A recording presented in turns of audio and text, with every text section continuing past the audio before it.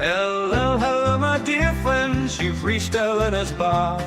The best place on the internet, the very best by far. She'll help improve your fitness, but there's also so much more.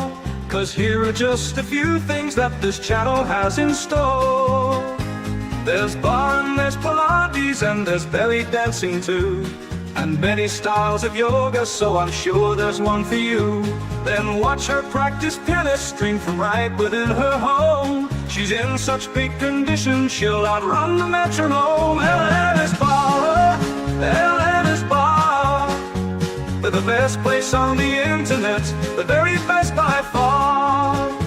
It's not just the piano, but the ukulele too. The guitar and violin are even more that she can do. She does so many different things, it's hard not to lose track. I nearly didn't mention that she posts on her Substack. Elena's Barre, Elena's Barre. The best place on the internet, the very best by far. Yeah, controversial topics may be brought up for discussion, but try not to provoke her or she'll swear at you in Russian. And sometimes certain topics can make quite a big impression. So remember, you take part at your own risk and your discretion. Yeah, Elena's Barre, Elena's Barre. The best place on the internet, the very best by far. You might even meet Elena if you're quite a loyal fan. She's got a fixed male cat, but she's so desperate for a man. We've really got it all, then you couldn't ask for more.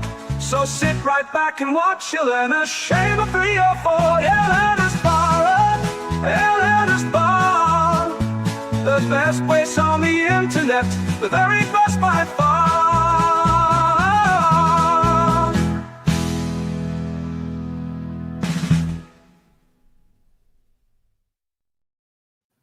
Hello, hello, my dear friends. Welcome back to Elena's Barre and the resurgence of sanity. How are you doing, guys? Good.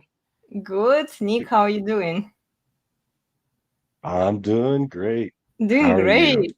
I'm good. I'm excited for today's topic. Look, I even have a mug that kind of looks like a pool. It's a Turkish mug, guys. Look. Hello. And here comes your coffee. It's supposed to keep the heat inside. I was just explaining it to Steve before we started the live stream. So yeah, guys, today we have a fun topic. And let me put the banner on so that you can tell us what you think about it. It's a little bit controversial today. Okay, we are going for drama. A little bit of drama, right, Steve? You suggested this topic. Yeah. So yeah, guys, before we start, please tell us what you think. And I know it's been pretty crazy on Twitter, especially reacting to the videos that the ladies did. And yeah, we appreciate your feedback. Tell us what you think. Well, let me give some behind the scenes here. Mm-hmm. So the Lila Rose video kind of went viral. A lot of people are commenting on it. A lot of people weighed into the Twitter stream, but Elena did not. But you know what? This kind of stuff is like catnip to a woman. Yeah, I know. I wasn't really interested. I honestly, I'm not that concerned about the big names, like what they are doing. I like to see like the trends of what other women are doing. This is kind of what I've been following on Instagram. But yeah, you brought up this topic. I was like, okay, do we have to do it, Steve? We'll do it. I mean, I just love picking on women, you know. It's important because it's out there. Yeah. So let me read what the intro that I wrote up. Mm-hmm. The interwebs are reacting to Lila Rose. Many people are commenting on her Twitter clip, including Pearl and Rollo. On the surface, she is saying true things, but her message and intent is irritating to almost all men. We will explore the reaction of traditional Catholic men to her words. The masculine Catholic men have a similar reaction to that of all men. Men are tired of the misguided admonitions of women.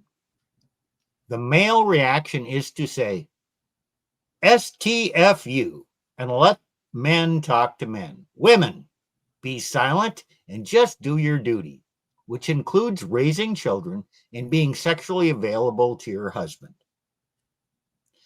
Okay, that's my take. So we're going to listen to some Catholic men criticize the Catholic woman. Lila Rose is Catholic. So, regardless of whether you're Catholic or not, let's just see how the Catholic men deal with it. And Nick mentioned, hey, it's nice to see those guys taking care of their own. Okay, if you're of a different Christian denomination, persuasion, hey, you guys deal with your women, we'll deal with ours. So let's just see how the Catholic guys did it.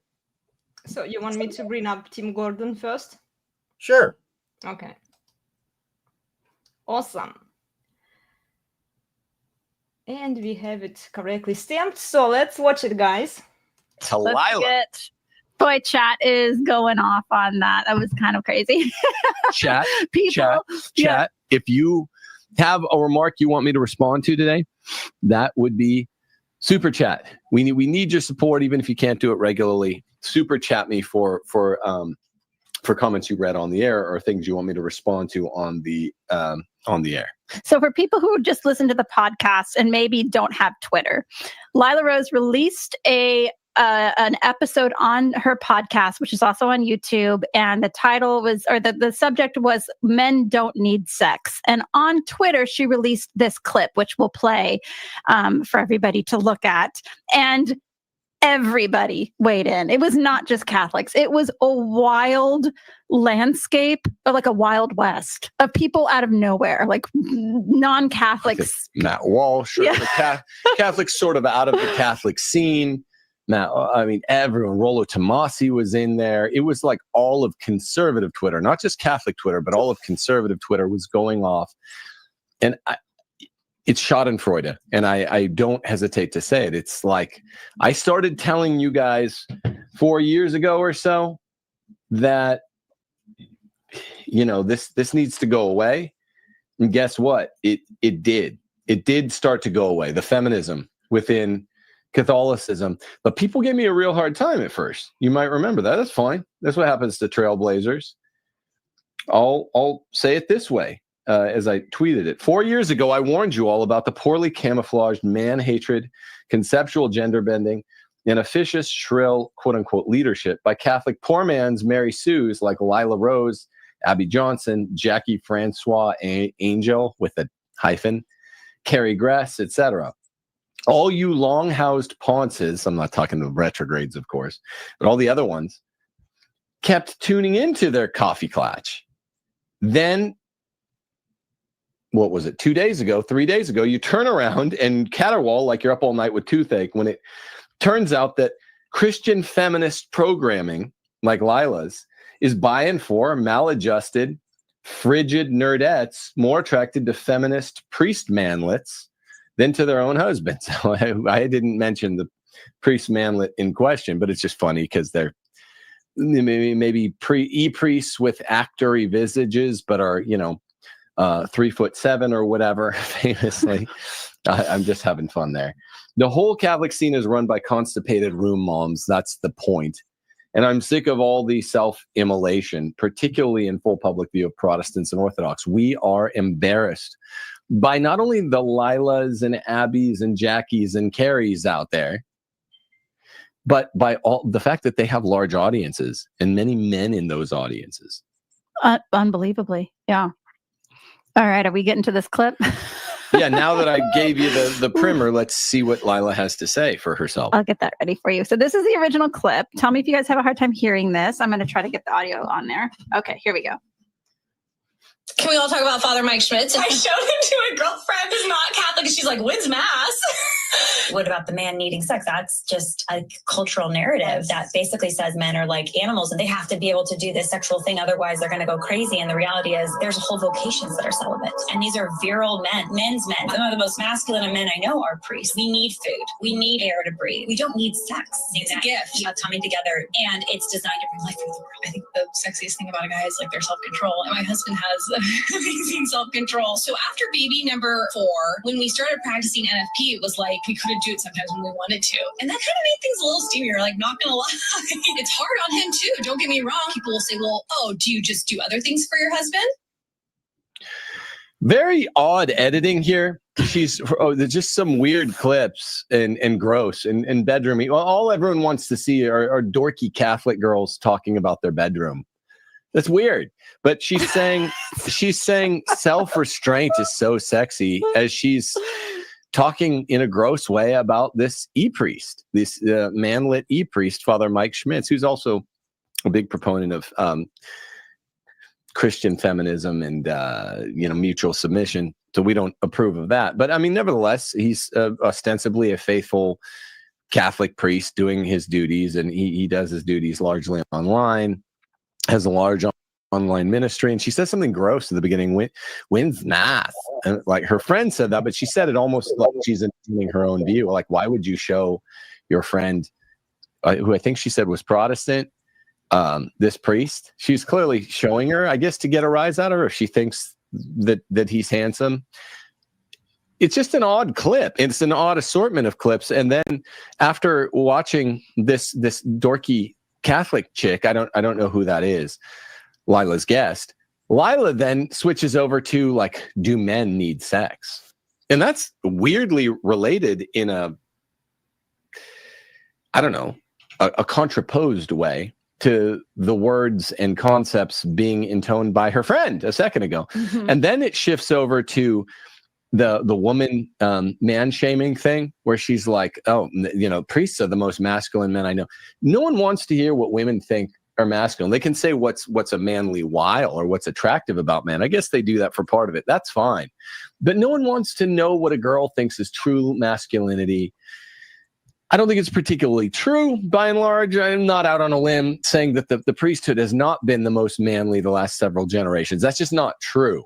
And like, also she's pitting the laymen against clerical men, saying like they're the most manly ones. It almost sounds like she's picking Father Mike Schmitz over her husband throughout the whole thing. And it's just not true in this generation. Maybe it's true in other generations, but the most manly men are not priests. We have a problem with lavender effeminacy in the priesthood. You know what I mean? And it's just annoying from start to finish. It's woman sort of shame signaling and man signaling and telling men how to be a good man from start to finish, all the way up to and including the marital act, sex. Men don't need sex, and that's just feminist sex shaming. And it's funny because most women, just be honest, like most of you girls don't even know what a woman is, what you're designed to be. And these are the same women that are constantly out there chiding men. Well, a real man does blank. You don't even know what you're supposed to do. Don't tell guys what they're supposed to do. And frankly, like the question is just an odd question. Do men need sex? It's like, well, priests don't need sex, but married men, can we talk about this, are owed sex by their wives. The marital debt is real. And I know that a lot of Catholic feminists and Catholic women, even trad women, have a really hard time with this concept, but you signed up to give your body to your husband when you got married. That is a duty. That is a duty. I don't all these stupid excuses that women come up with. Well, what if I lose all my limbs in a bus accident or whatever it is? It's like, we're talking about regular times. You owe your husband sex. If he's a married man, then yeah, he needs sex. He signed up for sex. That's what marriage is. That's what you're supposed to do. Yeah. So these are two married women talking about this. According to scripture, there is a conjugal debt. Now, this is the one thing Pius XII said, Steffi, that is mutual. Mm-hmm. It's the one thing that's reciprocal, egalitarian, is the conjugal debt. So men have to pay it to women, women have to pay it to men. It's not just women have to pay it to men. And it's weird because it's like the one thing that these broads talk about as if it's only one way. Like you can, St. Paul says in holy inerrant scripture, women can call it in as frequently as they like, and men will be mortal sinning if they don't pay the conjugal debt.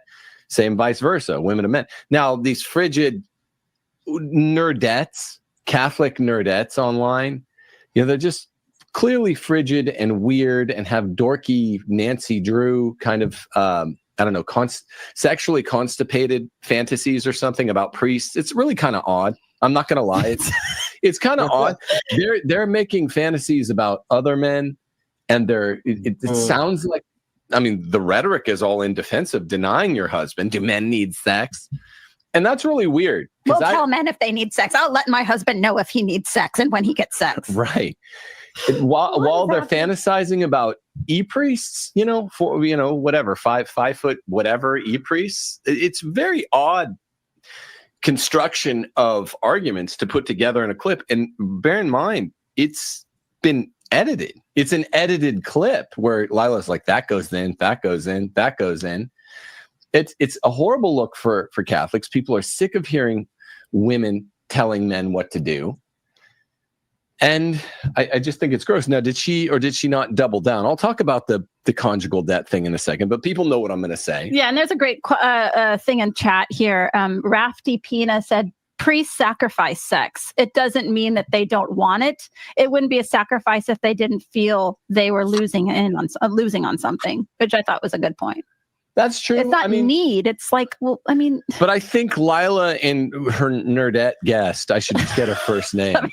I think Lila and nerdette girl understand that, because remember, they're saying, well, I think they say at one point in the video, priests do want sex. They're still manly men.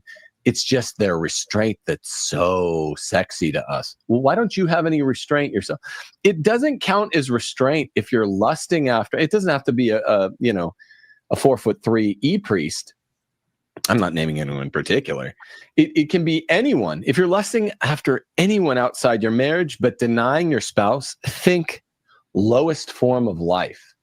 Think lowest form of life. You should do whatever you have to do. And stay fit. Ask them to stay as fit as they can, so that it's easy for both of you to be like, I don't think of anyone else. I have eyes only for my spouse.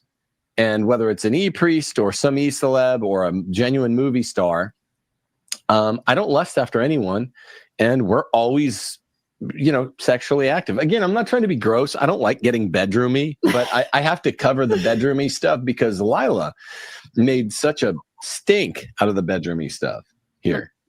Yeah, it's I was trying to find this lady's name in this big long text that she has, and I can't find it. But again, we don't need more Catholic women influencers telling men and women basically don't have sex, or here are the weird circumstances where you should not have sex. What we need, because this has become such a problem within marriage, is more Catholic women telling other women, you need to have a lot of sex with your husband. You need to be interesting. You need to be agreeable. You need to be obedient and humble and kind and loving and these sorts of things. We don't need any more of this content where it's basically just giving people excuses to castrate their husband in the eyes of chastity or growing in virtue and that sort of nonsense. Restraint. Just restraint. We need women being like, yeah, we've gotten off track. Like we're making too many excuses. We're doing marriage the wrong way. Women need to be having more sex with their husbands. There is a thing called the marital debt. Don't be a brat. Be agreeable, love your husbands, and do what God intended you to be and to do. So let's put this on. You said there was another one. There was a response. Let me get that ready. So she responded. Let me find this. She responded. And of course, women have a problem with accountability when they get called out. So instead of being like, yeah, that was weird. I had this girl on my podcast who was like lusting after this priest, as we're admonishing men to have self-control. Sexual restraint. Yeah, that's like which is hard for men. Can we talk about that for a second? It's like having in marriage, it's like man has strong desires, and they're telling man to overcome their very strong natural desires in a marriage when he has right to sex. And these broads can't even keep their mouths shut about lusting after a priest on like a 3-second podcast clip. It's sacrilegious, and it's committing adultery in the heart. And yeah, that's a great point. Yeah, they don't even have. This woman's not even restraining herself against a quasi unnatural vice, lusting after the clerical class. Whereas it's a natural vice to, find it tough to restrain yourself from your spouse. It's very natural. I mean, in some ways, it's not even a vice. Great and the point. guest name is Chrissy Horton. I'm just going to let that one land. Because I'm mature. I'm a mature adult, so I'm not going to make fun of that last name at all. Okay, here we go. So here's Lila Rose's response, because again, I should have showed on the screen, but it went everywhere. All over Twitter, like Catholics, non-Catholics, atheists. I think people were just talking about this. So here's her response, and tell me if you want me to pause. And super chat if you want something specifically responded to, or if you want to defend Lila, lo and behold. Some people were kind of trying to. I'll read this, but here she is. Recent viral clip about Father Mike Schmitz and about the idea that men do not need sex. Let's take a look. Can we all talk about Father Mike Schmitz? I showed him to a girlfriend who's not Catholic, and she's like, when's Mass? What about the man needing sex? That's just I'll talk through this while she gets through this. Men are like animals. So, have to be able to do so that, she's otherwise they're going to go crazy. She's saying, look, here's the recent clip. Yeah, go ahead. I'm going to defend this. I'm going to defend what I did, even though everyone freaked out rightly in this case. Right. Okay, it's about to end here. Let's see. Bringing life. Sexiest thing about a guy is like their self-control, and my husband has. And that's not the sexiest thing about a guy. It's No. self-control. That is such a. Thank you for saying that. Was the one thing I forgot to respond to. Go off. I like the fact that men are men, that they're, they can be edgy and a little bit wild, not like in a non-virtuous way, but it's like, that's, again, this is the feminization of the men. It's this sort of stuff that women put out there that some betas, they listen to. They're like, oh, is it self-control? This is what begets the milady guys. And the guys that show up on dates with flowers and that write poetry and wear baby backpacks and like don't tell their wives no. It's because they're listening to women like this that are like, the sexiest thing about a man is when he acts like a girl. Is when he acts like a giant wimp. Yeah. It's not true. Women like that men are wild and a little bit unpredictable. I know that for a fact. What do you say? What is it true? It's like men want a good girl to be bad for them. And all girls want one bad boy to be good for them. And that is true. That's true. Nature. Yeah. And that is in nature, like the taming of the bad boy type thing. Like, get real. Like all of this ultra femme content these ladies are putting out, and they believe, like, to be fair, it's gross. No, go ahead. I didn't mean to interrupt you. No, go ahead. Like, I think what she might say. Well, I think this is just weird. Constipated Catholic nerdette Nancy Drew schoolgirl fantasy about a priest. It's really weird. It's like Mormon fantasies, like Catholic e-girl fantasies. It gets really weird and sort of dorky, but sort of too much, sort of not enough, sort of too much. Odd. Everyone's weirded out. But I would say that what's true in what she's saying is that, yeah, every woman does want, and every man wants it too. This is where we differ from like the red pill and the red pill-ish things that we say. It's natural for a girl to want a bad boy to maybe be more tame, at least sexually, for her and be monogamous with her. I fully get that. So I'm not criticizing that. So she means restraint that way, fine. But a woman she's not attracted to the fact that a guy has low libidinal drive.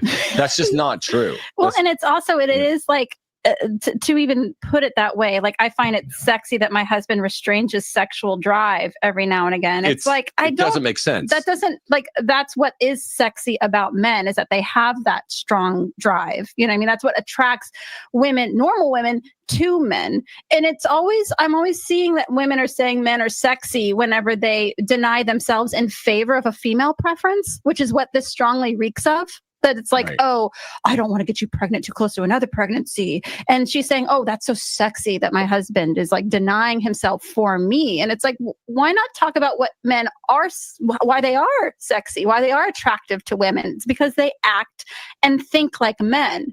But yet we have content constantly being pumped out to young men. And this is why a lot of them are choosing not to marry.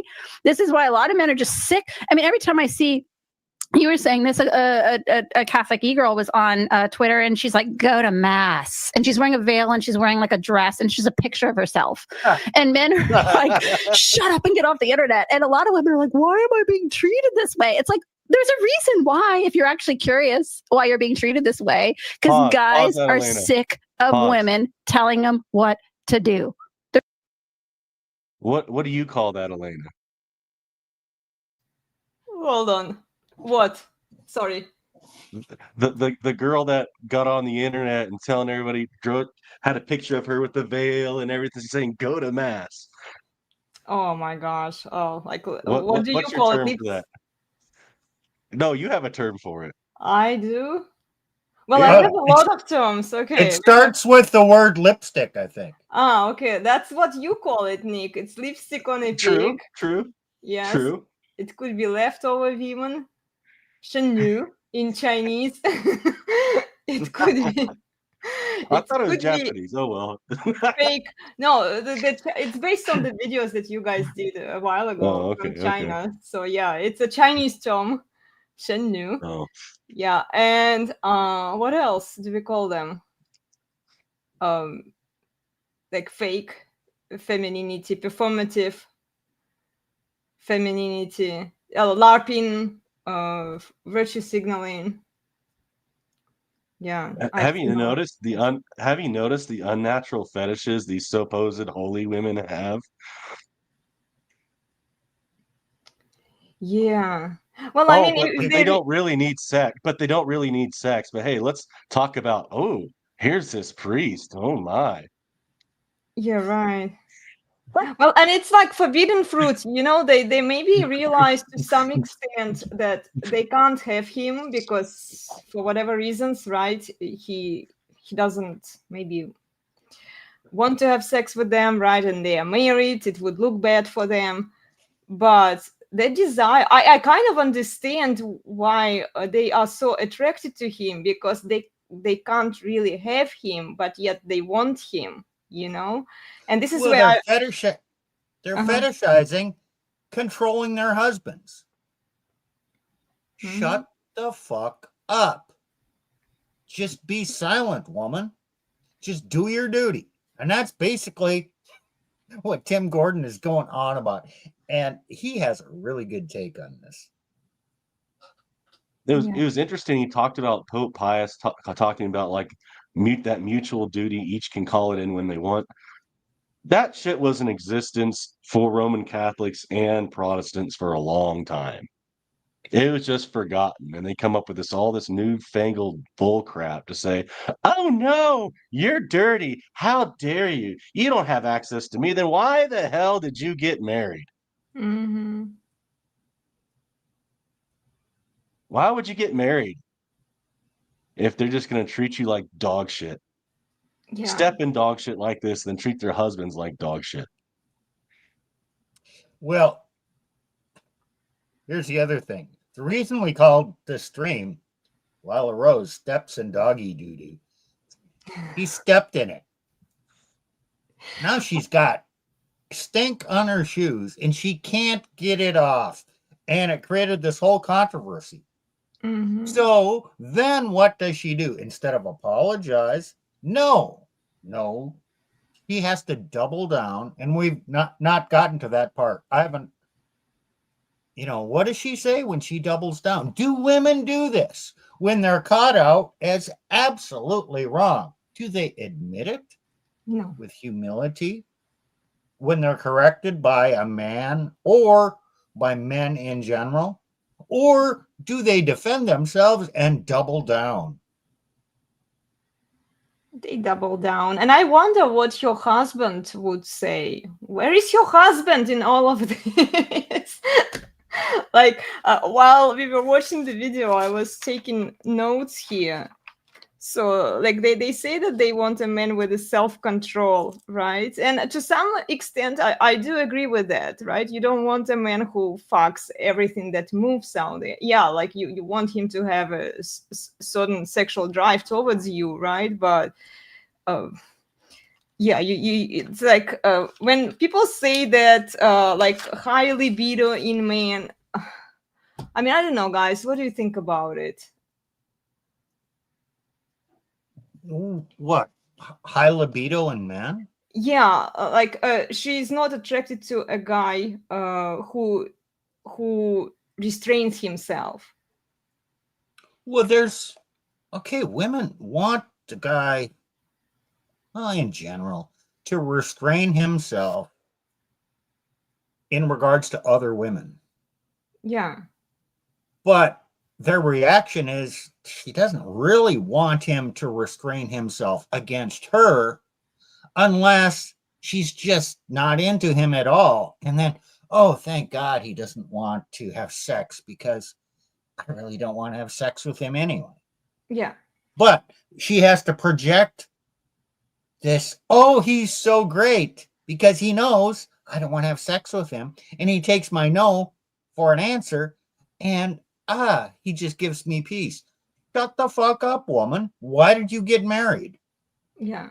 I mean, the guy did not take a vow of celibacy like a priest takes. That's a different world. So, Hey, you know what?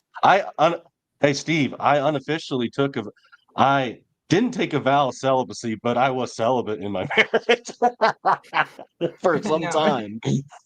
Well, How do we call it? Involuntary? Involuntary, yeah, while married, shit.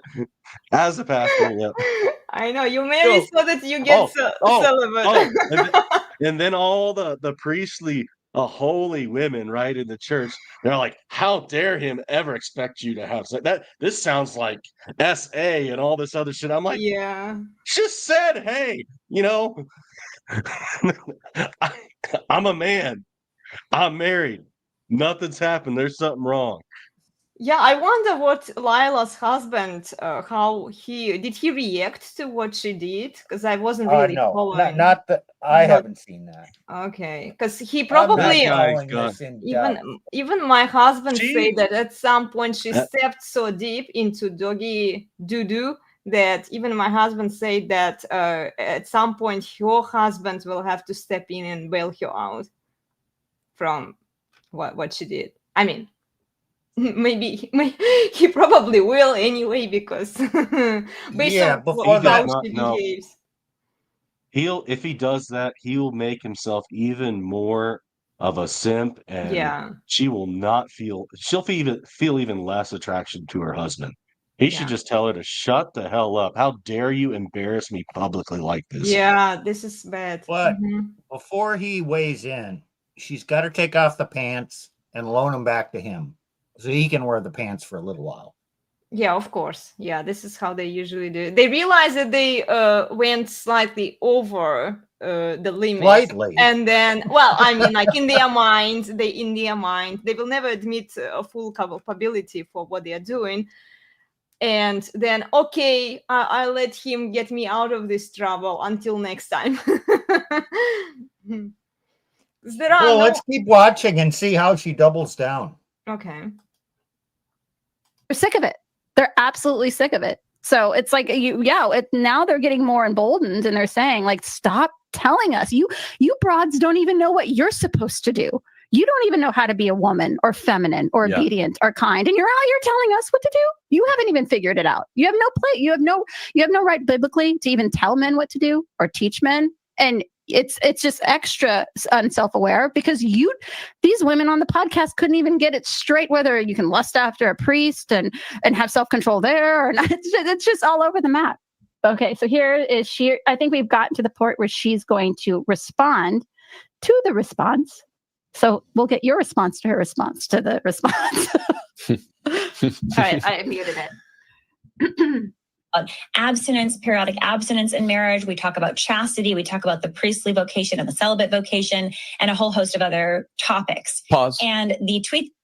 She's trying to sanitize. See how she's trying to clean up? Well, we did. Look at all the virtue signaling. We talked about the priestly vocation versus the non-priestly vocation. We talked about the difficulties and the trials of marriage. I'm doing ad hocking some, but we talked about what it's like to be a married person with temptation. She's trying to clean it all up now because she went, look, this show goes a little off script sometimes, as you people know, parish orphans and retrogrades, but it never gets gross and bedroomy, right? Notice I don't care what show you watch, whether it's Michael Knowles, if he goes off script, it's entertaining. If maybe Nicholas Fuentes goes off script, it's very entertaining. It might get a little blue, but it doesn't tend to get weird and bedroomy. Yeah. You get a couple of dorky moms together, like Lila and whatever, and it gets weird and bedroomy and in an emotional affairish, you know? Like, this is a married woman that's like, I showed this picture of this guy to my girlfriend. It's like, why are you doing that? Well, I mean, did you show a whole body pic? Right. Because, you know, he's a short dude. But, I mean, this is what it's getting a little TO'd. There are no whole body There are going to pics. be a lot of ladies mad at you for this one. Well, I'm a dude. That's what I do. But see, notice when I go off script, it's either funny or maybe I take a swing and I miss. But it's not automatically going to emotional affair with an e-priest. That's weird. This is a married, That's what dorks do. These are couples who are like, what's your celebrity crush? It's like, gross. Weirdo. Like, that's not appropriate for married women. We have a challenge in chat. This woman says, this is gossip. Lost respect for Tim and Steph today. Chrissy's husband waited patiently while she healed, just like Steph waited for Tim to heal after his surgery. This is not gossip. This is public, by the way. Wait a minute. That's gossip. That's gossip. When did I ever talk to you, rando chick online, about my surgery or waiting to heal? I didn't talk about And this that's not publicly what either. It's not gossip when she says it. You don't understand the difference between calumny, which is a lie, detraction, which is true, but it's public revelation of private facts, and then nothing. You know, you got mortal sin, venial sin, nothing. We're talking about something she published herself. There are two types of gossip, the latter two columns, calumny and detraction. We're talking about shit she said. So, lady, publicly, go bother your husband with this. Don't bother me with it. I'm not doing any gossip. We are responding publicly to public content. Legally, this is New York Times versus Sullivan. Morally, we're talking, go check your Catholic catechism or New Advent. There are three types of talking about something. This is the fully green lighted one. This is when someone says something, they're acting as a public figure. They're talking about it. Well, I'm just reacting to it. That is a full green light, no even venial sin. And it was detraction is normally the yellow sin. Calumny is always a red light, always a mortal sin. Sorry, go ahead. And they go on to say they're now spreading slander, saying Chrissy expects her husband to have a lower need for sex. No, we said what she said, that she finds it sexy when he restrains himself. And what I'm saying is, this is dangerous content. Men are in full revolt against women because this is the type of stuff we're pumping out constantly that we find, which is just not true. I don't think most women find that sexy. It's just this feminization of the male, which obviously we're reacting to publicly. Mm-hmm. It's not disordered for a man to want or need sex in a marriage. That's what marriage is. That's what both people, man and woman, signed up for. Can we? I didn't want to hear it the second time, but can you go back a little bit and play what she said? We are absolutely not. Now she's accusing us of calumny. Crazy, wild histrionics from ladies in the chat. Do you want the original clip that everyone's responding to? Well, I mean, because we just got through the original clip as part of Lila's second clip, which we need to get back to. Right there. They attacked the QueenBee. Yeah. Well, and her workers and drones are at work. Yeah, sisterhood has to come in and save her. Yeah. Well, and okay, Lila Rose's audience is primarily men. Because the internet audience of content like this is primarily men. So you got a lot of thirsty men, well, of the religious kind, watching this and saying, oh yeah, I'm just like that. Oh, if I could have a beautiful woman and I would restrain myself and you would love me. Yeah, right, buddy. You're signing yourself up for a future disaster. Yeah, she would your head out of your ass. And dream about that e-priest, right? Behind your back. Oh, I bet you that's not their only like hidden fetish. That's just the one that popped out. You know, women tell on themselves indirectly. Oh, they do. So just imagine what she probably wants a hall pass or a cheat pass if she had an opportunity with some of her celebrity crushes. I'm not going to say that for sure, but you never know. But that type of sick shit you just heard here, that reveals an inner issue. This is so I will humiliating. say this. We're not accusing her. Nick's not accusing her. He's just talking about a common failing or desire within women. Hey, men have their desires too. The key is not to act on them. But she's actually talking about it. She's opening herself up for criticism. You gotta understand, if she's saying these things, she is bleeding information about her own desires. Yeah. Take note, not of her exact words, but by her behavior. Mm-hmm. Well, and she's also Oh, publicly oh. humiliating her husband. This kind of behavior is not appropriate, especially for married women. Does she travel alone? Probably. I don't know her all that well. I don't know. I'm just saying these are things you got to consider. A lot of these public life women, as they travel, sometimes they travel alone. A lot of times when they get even in like positions of power in the government, what usually happens? They get passed around, they find an upgrade, and they ditch their husbands. Tacticus wrote here, can't wait to hear Nala weigh on this. Yeah, Hey. that would be interesting. Okay, this traveling alone thing doesn't Mhm. only relate to women. When men travel alone, things happen. When women travel alone, things happen. It's an occasion. It could be an occasion of sin. I mean, it takes vigilance there, self-discipline, and, accountability for faithfulness to each other.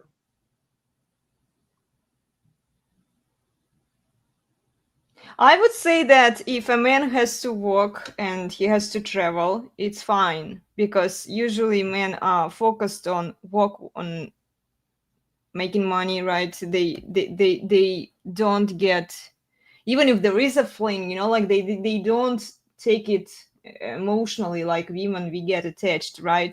I would say for women it's not safe to travel by yourself, because you're more Right. likely to end up in some kind of situationship. Why to risk it?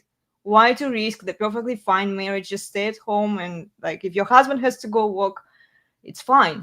This is how men used to work. It's like this concept that like women started traveling with their husbands anywhere they go. It's a relatively new concept. I mean, before, men went out hunting or working, and then women stayed home.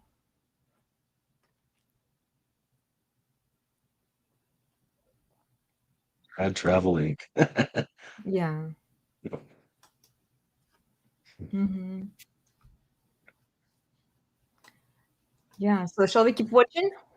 Yeah, how many minutes do we have left before we hit the 30 minute mark? 30. Okay, hold on. I don't know when we started. 16, Well, just 30. click on the thing so the numbers show up at the bottom. Yeah, they do. It's already. It's a long video, Steve. So I don't know. I know. Where are we at? 30 minutes? We are at 36. Oh, okay. Well, I think we should switch over to the other one. Yeah, there's more good content here. Guys, go watch Tim Gordon if you really want to see a bigger takedown. Mm-hmm. But the good thing is the trad Catholics are actually starting to stop simping so much, Mm-hmm. and starting to hold these women accountable. That's a very rare thing. So I have my disagreements with Tim Gordon, but this is a good thing. well, yeah, okay. Don't you wish the OPCA guys would step up and do the same damn thing? Okay, this is an issue. Wherever you're at, man, step up. Yeah. Start policing your own. Yeah. No, what they do is they throw us under the bus. And then they have these like they had this open letter on this Amy Bird, the OPC Jezebel's website, where they signed this thing. All these, it was like 100 ministers and elders, calling out these guys. And I'm like, she's the one spreading all this bull crap, this essentially feminist heresy in the church. But no, you're going to go after these men because, oh, they said she looked kind of funny. I'm like, okay, yeah, it probably hurt her feelings. Maybe they shouldn't have done that. But good night. Why don't you actually go after the people corrupting your church? But no, now they behave like Simpson White Knights having to defend me lady.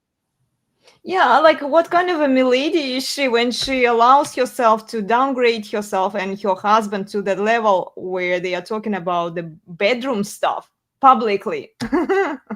I'll answer that. Like, typical Christian woman. mm, She can't help herself. She needs a dominant man to put her in her place. Her husband needs to be dominant and take action and put her in her place and say, shut the fuck up. You're wrong. Stop talking about these theological things, because everything you mentioned is true, but it's in the wrong context, and you're advocating, telling men what to do. Let the men deal with men, because that's male friendship. Men challenge other men. We don't need any bitches telling us what to do. exactly. Know your place. Know your place. You want to talk about it? I see some female pastors also. She's not unique in this situation. I've been watching some female pastors on social media, on Instagram in There's particular. no such thing. There's And no such thing. exactly, but they call themselves, I'm a pastor, and then I'm amazed just by how many men are listening. I don't care, like, okay, women are going to listen whatever like BS is coming their way, right? They are prone to it. We've seen it since Genesis, right? Like, good luck changing women. They are so vulnerable, let's say, to the bad influence or whatever influence that comes their way. But like, men are listening to what women have to say. And she says, like, you man, okay, she kind of directs it to the female audience, right? But men are going to listen to her. And she says that the sole purpose of a man is to make his woman happy, basically. I'm like, where does it say in the Bible? Exactly. But this is like Nick, and this is the frustrating part, because she doesn't say directly, but there are so many words that she can use around it, just to like sell that underneath context, that men, like average men, they're not going to bother with it. They're like, oh yes, if she says a few things about how a woman should behave, right, ladies, you should be feminine, right? You need to provide your feminine energy because a man needs you, right? You are the mask of like godly creation or whatever she said there. I'm like, wow, this is so much crown. I already like feel the weight of that crown on my head, after listening to her. So, Elena, are you going to use that in your Anita series? Yeah, probably. Good. It's just crazy. Dr. Femininity? Or I already have Dr. Femininity. I have a female pastor, actually. Yeah, it might fit that one. Yeah, I am putting her into my fertilizer BS folder on Instagram. So yeah, watch out for some Anita series with her. So let's watch the other one. It's Avoiding Babylon. Okay. This is another Catholic channel. Uh-huh. And okay, here's two more. Okay, these Catholic guys are more in the traditional sphere. Tim Garden and the two guys we're going to listen to here are anti-red pill. But when they say that, they mean anti-pickup artist red pill. Mm-hmm. Yeah, I think I've I watched mean, this. we're nominally red pill, but we're not against or we are not promoting exploiting women and going out and having your fun with a lot of women. That's not our thing. Mhm. Yet we embrace and we want to reveal the true nature of the world and say, okay, the true nature is actually consistent with things that are taught by Christianity and found in the Bible. Yeah. Okay. Well, let's watch this one. I think I've watched this one. I like this video actually. Hold on. Do you hear it? Marriage, sex, and intimacy. In this episode, we get real and unfiltered. What I mean by that is I think it's great to talk about how great sex is. Okay, now this is like where it gets like a hot topic issue. Let's do it. can we all talk about Father Mike Schmitz and how handsome he is? I showed him to a girlfriend who's not Catholic, and she's like, "When's mass?" Father Mike Schmitz has not been name dropped yet in that way in this show, but I'm glad it's happened. All right. That is grave and dangerous, and please stop. Taffy is sick. Somebody pay that man. Please. Yo, I started a tip jar, but nobody's chipping in. But if you guys are fans of Taffy's intros, I have a tip jar at the top of my Twitter. Anything that goes in there will go to him. I think somebody gave $1 so far. I was trying to hope it, builds up a tiny bit so I could hand him something. But yeah, man, Lila managed to set the internet on fire yesterday, huh? Yeah, as soon as I saw that post, I said, this is going to go viral for all the wrong reasons. I was just like, I couldn't comprehend, when you're sexualizing the clergy, I mean, there's being a gooner and then there's being a turbo gooner. And that is, anytime somebody talks about the clergy like that, I'm sitting there. I said, who allowed this to be, first of all, recorded and then posted and edited in that specific sequence? Is just imprudent. Let's just put it in a charitable way. It's imprudent. It was strange because they're talking about how like sexualization and how men are not animals, and then they act like animals in the beginning of the clip, and it's like, I don't know, man. It's just we're gonna play the actual clip that she put together, but it's one thing that she did with Father Mike at the beginning, but there's just something so immodest about women publicly sharing details of their intimate lives with their husbands. Like, I just find it I don't know if I like that. Like, there's something so off-putting to me about just women. Look, I think that there's probably a place where girls can talk about this stuff if it's just girls, but Lila puts that out on her Twitter and it blows up. There's like 8 million views on it, and you have these two women just talking about their intimate lives with their husband. It was just so awful, in my opinion.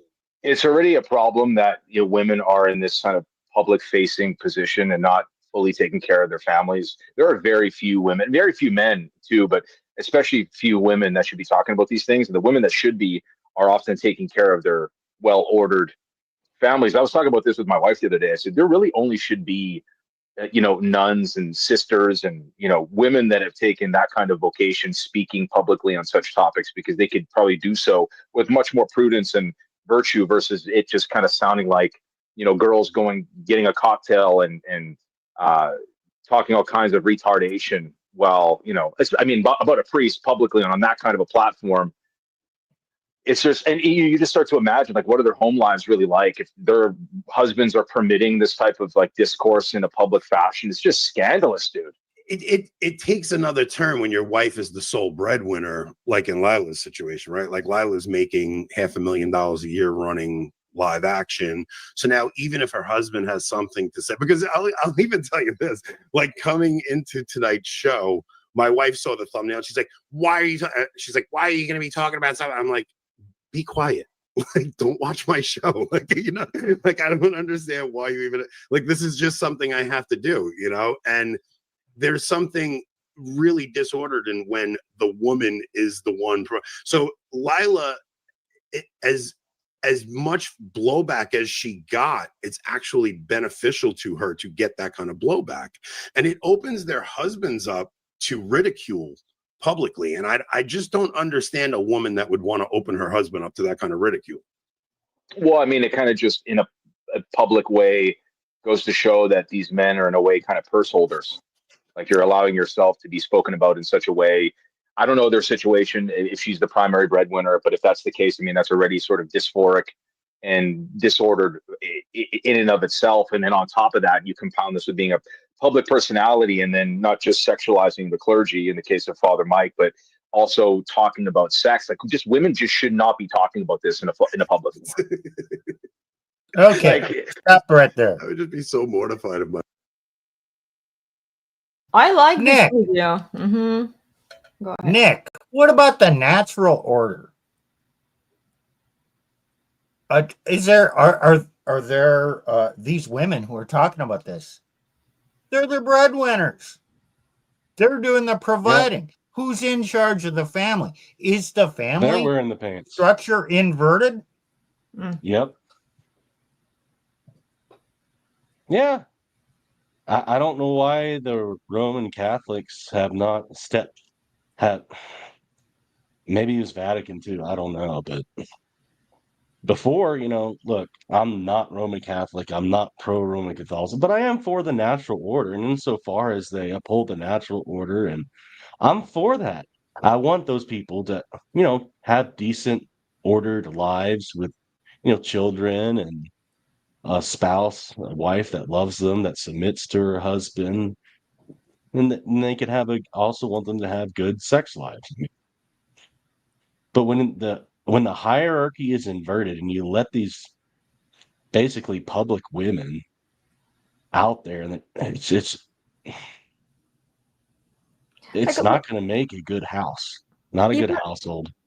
She's going to not be attracted to her husband, and she's probably going to upgrade at some point. It's not good. Well, the moment she starts making more money than her husband, and we see it's so common, divorce is coming close. I mean, and I'm not saying that this couple in particular would divorce, but the contempt is probably already there because, look, she definitely disrespects her husband. If she talks about him like that. Disrespect is the first marker. Yeah. Disrespect leads to contempt. But she's already virtue signaling. So when she has contempt for her husband, she will develop a narrative about how bad this guy is and invent stories. Possibly even to he's got sexual issues against the children. She'll do that. Catholic women will actually do that before they say he's abusing me. Because that's not going to get a big stir. It's like, just, there is some kind of inclination. Woman, you married him, deal with it. Yeah. But, oh my God, if he is has thoughts or something against children, oh yes, now you're justified. So Catholic women or other highly religious women will gravitate towards egregious accusations to justify what leaving. So here's the thing, woman, if you married a man, you signed up for his life. It's his responsibility to provide. And if he's going to provide at a modest level, he's just a working class man. Maybe let's say he makes the average money, $60,000, $70,000 a year. That's what you signed up for. I don't care if you have the ability to go out and make $500,000. Don't do it because you didn't sign up for that. He didn't sign up for being your bitch. And if you do that, it's a recipe for disaster. Money does not bring happiness if you have a disordered relationship. And it is disordered if the woman is taking the lead, or really even if she earns more money than him. Am I being too cut and dry here, Nick? No, it's just reality. Yeah, you might think of the exception here and there, but that's generally the reality. And women get this entitlement in their head that, oh, I'm better than him. That thought will probably cross her mind. I deserve better. And her friends, well, she probably has friends that might have the same sort of mentality, might be what you call boss babes or whatever you call them.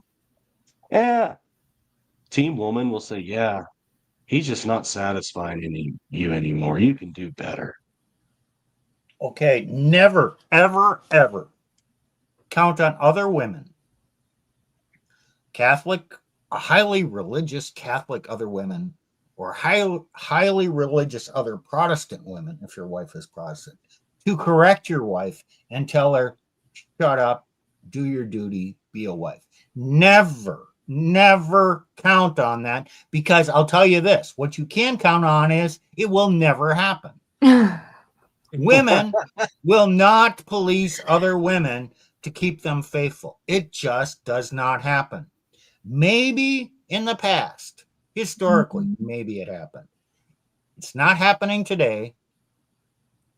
And so if she's dissatisfied and talking to this other woman that is very faithful and religious and generally level-headed, do not count on there being any good advice coming from that, because it won't be.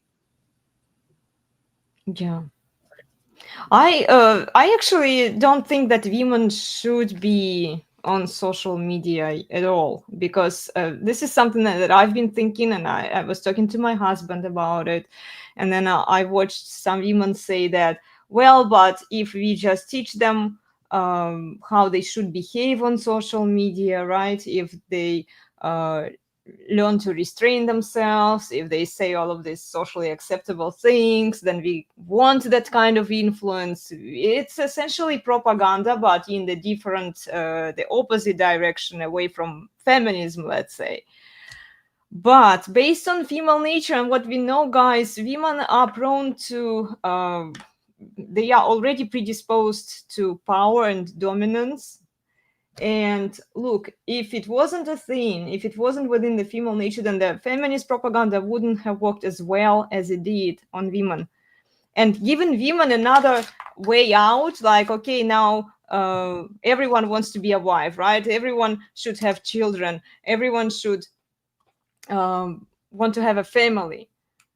I just don't see how it's going to solve the problem we are in right now, because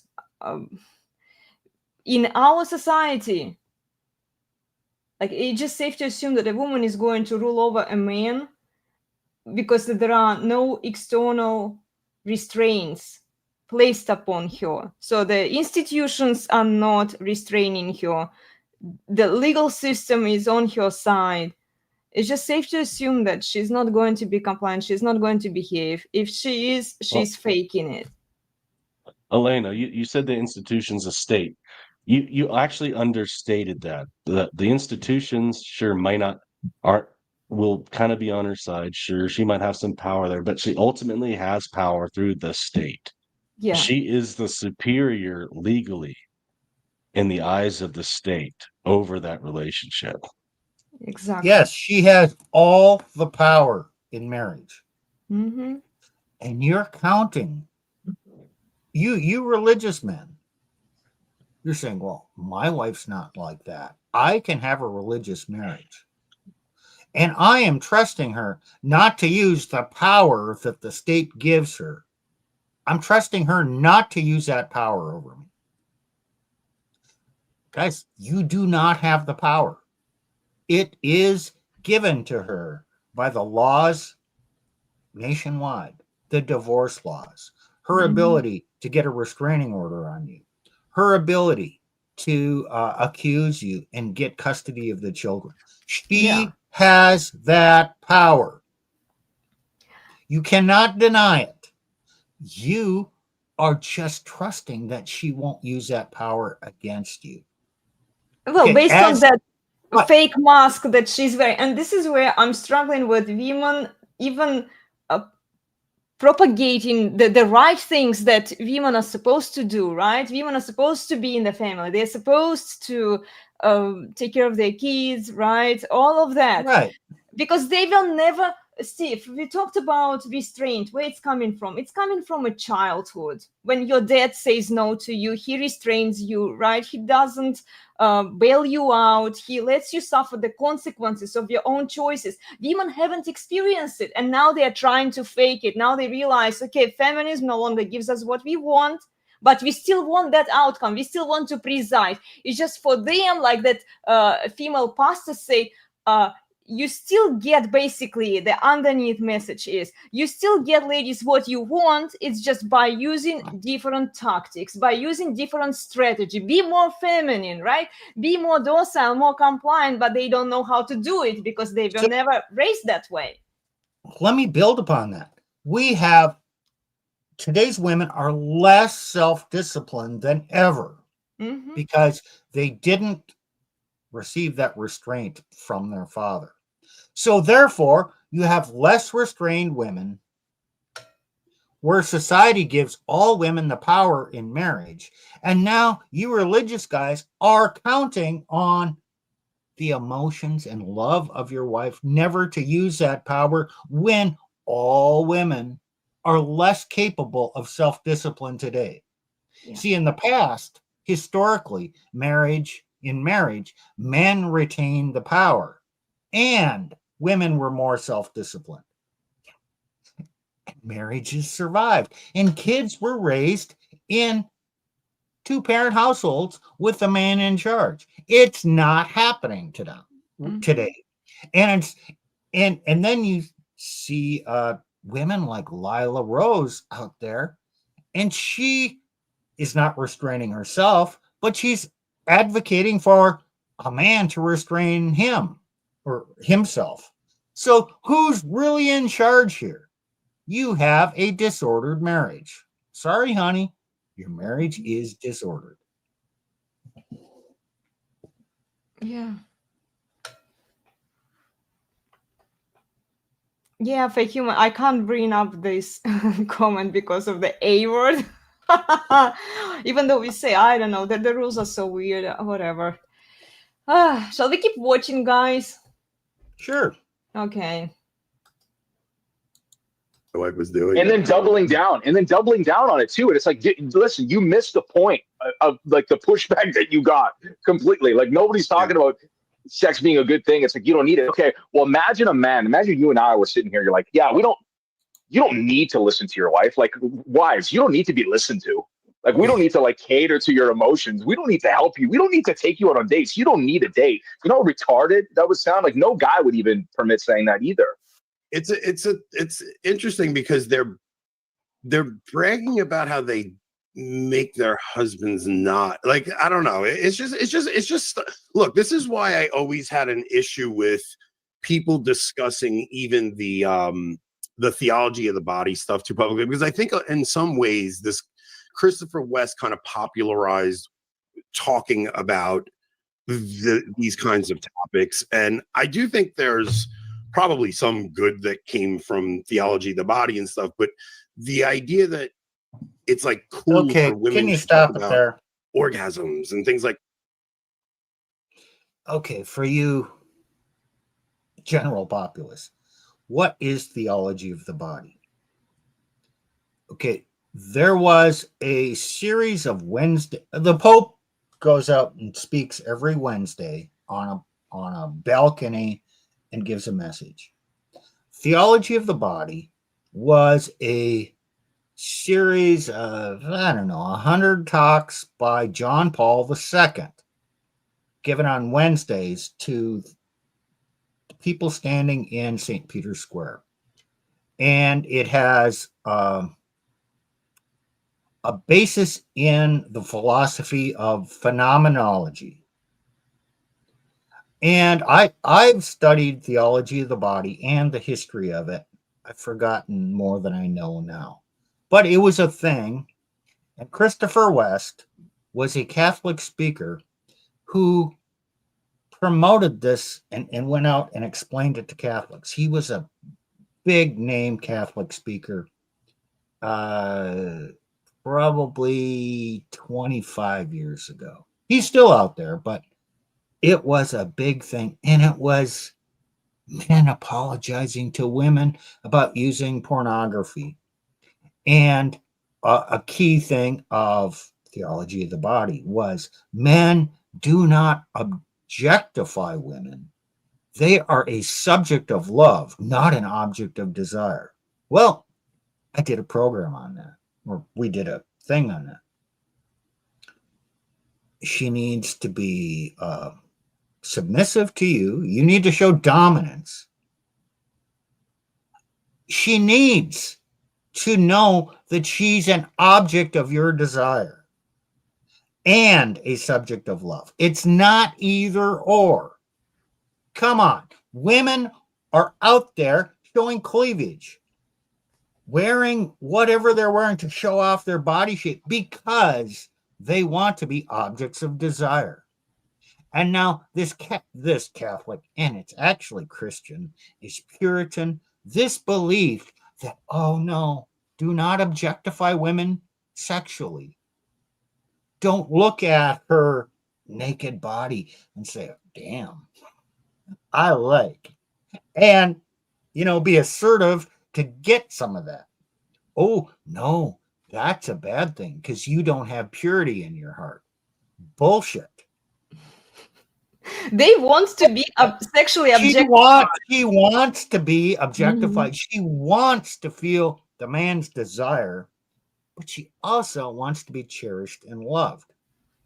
So you have to give a woman both. And now, if she is shunning the one, the objectification, and saying, no, I'm just a subject of love, oftentimes that means her past was a wanton, promiscuous past, and now she's a new woman in Jesus. And so now she's worthy of love. And so she discards that part until she really misses it. And then she finds an excuse to go and find herself. Yeah, right. So you got to you got to incorporate all these things into the fullness of the truth. Yeah. And you're going to find similar things in Protestantism and Catholicism. There's the same feminist push, and it's not just feminist, but to divorce these two things, the desire or the object and the subject. And these are philosophical terms. Nick, so what's the difference? Yeah, Nick, could you tell us the difference between object and subject? So there's the subject. Subject. Let's just put in a sentence. There's the subject matter, and then there's the object being acted upon by the subject. Is that what you're talking about? I'm talking about objectification. Okay, well, yeah, that's what I thought. But you said subject and object. My mind just goes that. Okay, so yeah, subject, object. Yeah, you have an interest in the woman. She's an object. She's also a subject too. But God designed you to have desires. They're not necessarily sinful. They're sinful outside of marriage. Okay? Marriage is the place where each person should have those desires upon each other. Those objectification. I mean, like, she should want you, and you should damn well be happy with her. You should be like, dang, she's hot, man, she looks nice, when she's naked. You should, it's perfectly good in that environment to want that. Otherwise, you'll still have those desires, but nowhere where they can be used in a proper sense. So think objectification is viewed by the modern mind as, oh, you just see me as an object, a thing to be used for your pleasure. Therefore, project this onto men. Men just see a hot body on this woman, just wants to screw her, and he doesn't care about her as a person, her feelings, her humanity. And if another one comes along, oh, he's objectifying her and he's just going to go get his rocks off. Okay. Yeah, okay, that's a stereotype. But what if the man says, damn, that's my woman. Man, she turns me on. And she is the person I love, who I will die for, who I will work hard to provide for, who I will guide through life, who I will take responsibility for. But damn, I want to get busy with her. Now, okay, there is an aspect of objectifying her beauty and her use for a pleasure object, okay? But it's not merely that. It's integrated. So don't separate these two into this is holy and this is evil. And you just have to do some of this evil stuff just because he has animalistic desires. Yet you have a warped sense of how God created us. Well, Tacticus says the same goes for females objectifying males as wallets. Yeah. Except there's no laws against that. There's laws even if you're married and you objectify her sexually, she could reverse that and say, well, that's this dude, this. And if you take the money away, well, now that's financial abuse. And you are still not allowed to sexually objectify her. Well, even if we were talking about the exchange of values, right? What does she bring to the table? Her she sexuality, is the table, right? Well, like, yeah, I know, in the feminist mind, she's the table, but like, even like in that transactional exchange of values, right? She's supposed to bring something. And if man signs up for a long-term relationship, he expects sex from her. So she technically needs to put out and bring her sexuality if she wants his wallet, if she wants his resources. But not even that with these prudes or the, how do you call them? Like lipstick on a pig women. Right. Well, unless they are the main breadwinner, right? But then she didn't marry the guy who is poor either. Right. Well, with Lila Rose, I'm assuming she's very financially well off. My guess is there's little to no reason for her to have desire for her husband. Are you saying she might be a holy prude? No. Well, she can't respect him for, leading. She can't respect him for provision.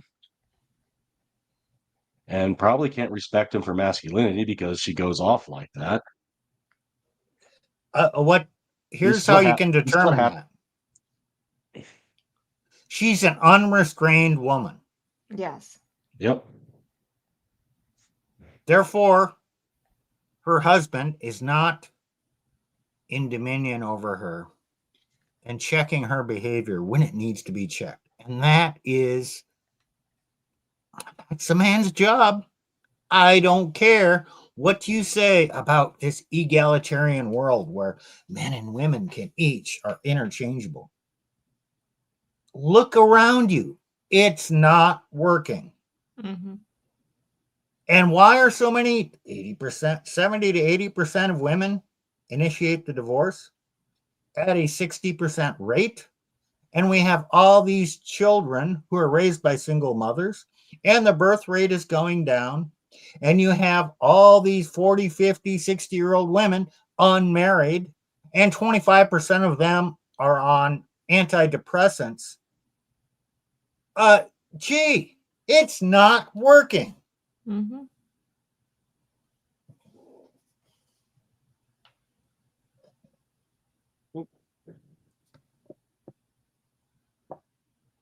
Yeah, they invert the natural order, and then they wonder why it's not working.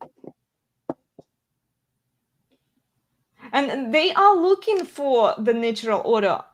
What do you think, guys? Like they want men to be in charge, but the kind of men that they want, I mean, like this is why Jesus is my boyfriend, right? It's like they emasculate the men that they are with their own actions. There was another woman, like I said, like it's just so prevalent today.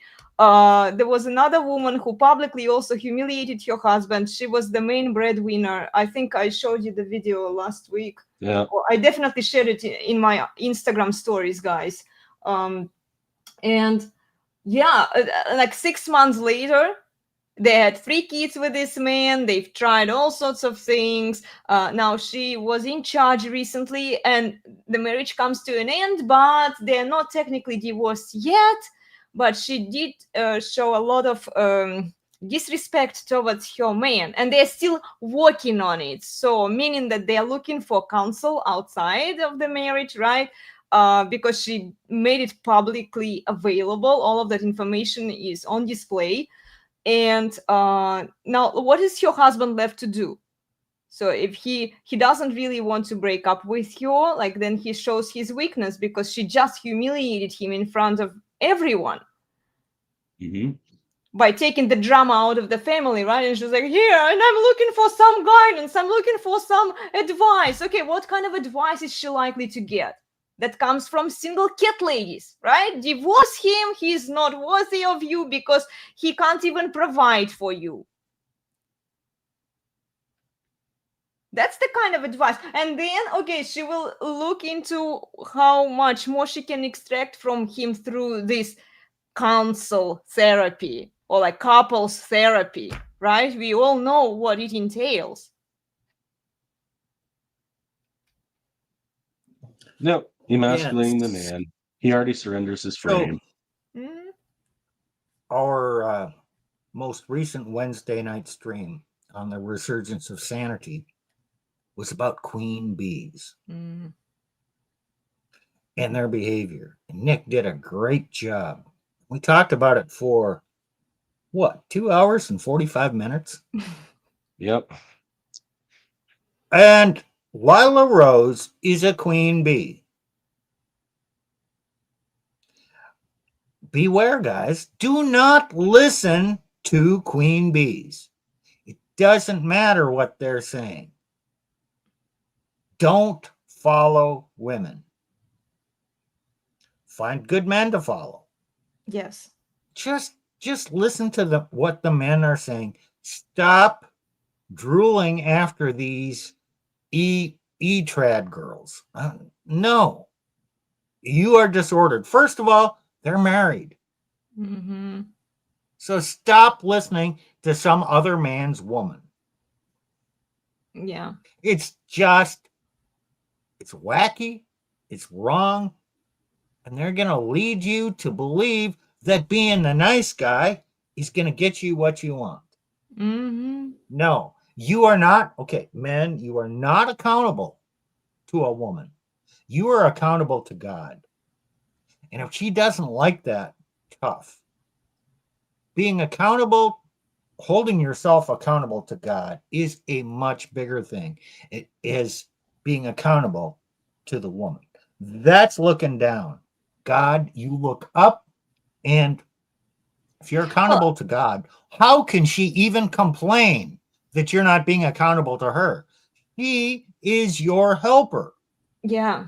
Is a boss ever accountable to his employee? No. I mean, morally, yeah, he has to treat them morally and rightly because the morality and justice and all that are higher things that he is accountable to. basically godly things. This is a great point, actually. And this is what I don't see from female pastors, even the ones who say they know the Bible, right? They bring God.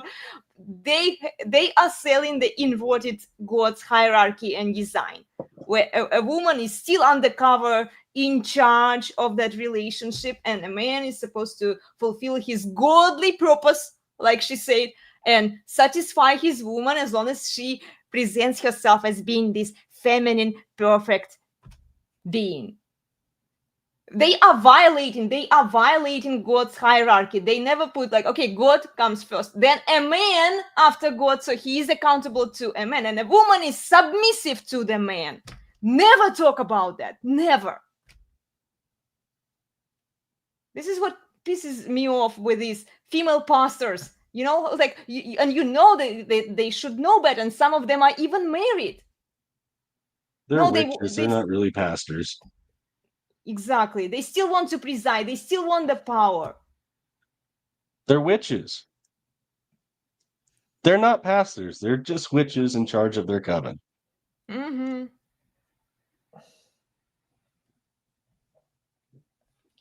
So I will say that the Catholic guys do a better takedown on Lila Rose than Rollo Tomasi did. Because he just said, oh, she's saying men don't need sex. This is why religion is wrong, blah, blah, blah. And the Catholic Church is wrong and all that. It takes the Catholic guys to get to the heart of the matter. The Christian guys. I mean, if she was Protestant or Presbyterian, it would take Presbyterian guys. And it would be their job to go and correct this and say, oh, no, this is wrong. This is baloney. This is not what we believe in our faith. That's what the Catholic guys are doing. And I think they did a very good job. And I think whether you're Catholic or not, you can understand and respect how they did it.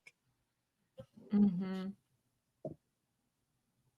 Yeah, I really enjoyed watching that second video that we showed to you guys. You can go watch it on avoiding Babylon. Yeah, there's a lot more here. There's a lot more to listen to.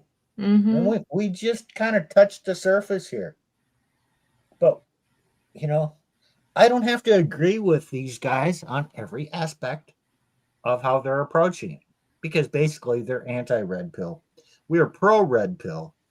But we're also united in being pro-morality. So I have my differences. Okay, that's fine.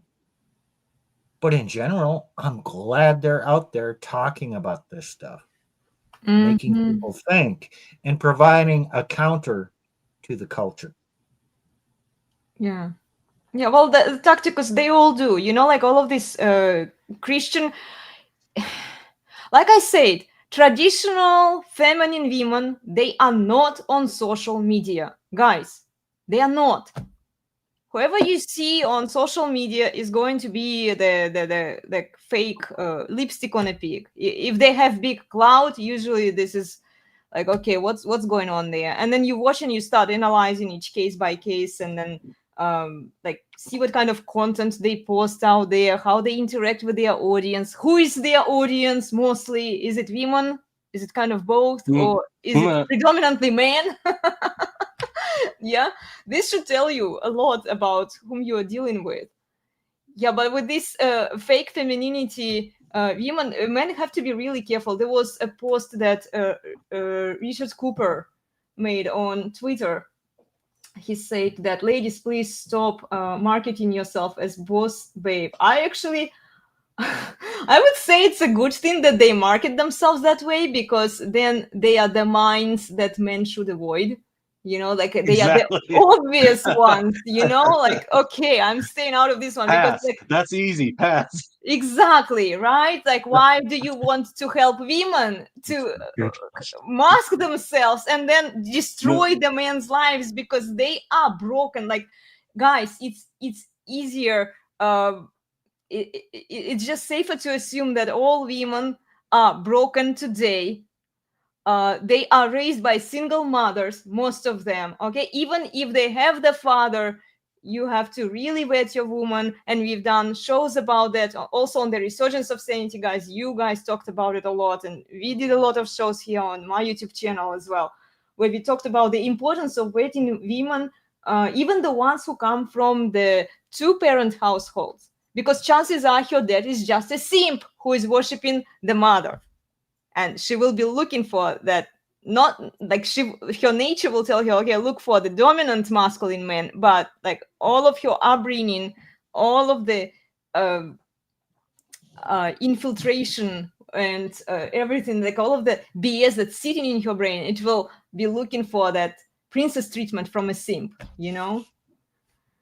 So yeah, be careful with women, especially the ones who are feminine and docile and who say socially acceptable things. This is another thing. Like, guys share some videos with me on Instagram, and like I occasionally comment there, especially in my Instagram stories, where like, okay, this woman, she appears to be this feminine and docile and submissive also, but then you start watching her other content, you start analyzing her behavior, right? Oh, wait a second, she's single, she's in her 30s, right?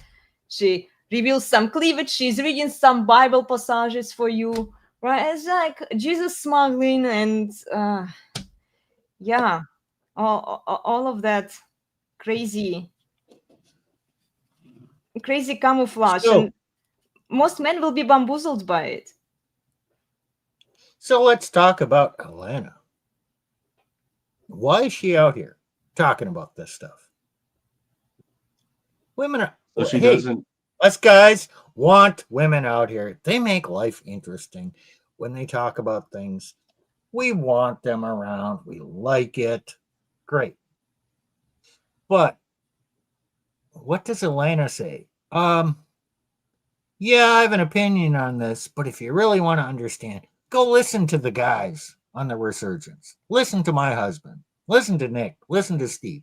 She points away to us, and you know, the three of us kind of keep her in check. Mostly Plutarch. Once in a Yeah, I while, know, right? But she Another defers reason to why- us. Another reason why she's on here is so that she can use all her words and her husband Exactly. can have some peace. Yes. He says thank you to both of you and the audience. So a woman in public is not a bad thing. We're not saying that.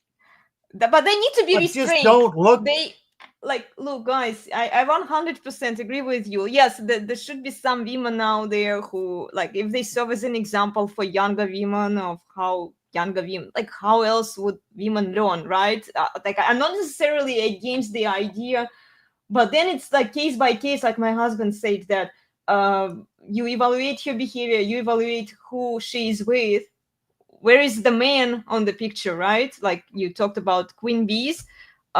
Is she restrained by this man? Is she restrained by the village of men? Or is she rebelling against that restraint and discipline? Because if Right, she's unclaimed, then like she's going to promote her own bullshit narratives. Yeah, you can listen to what women say. To men, I'll say this: you can listen to what women say, but just never consider them to be an authority on the subject. Exactly.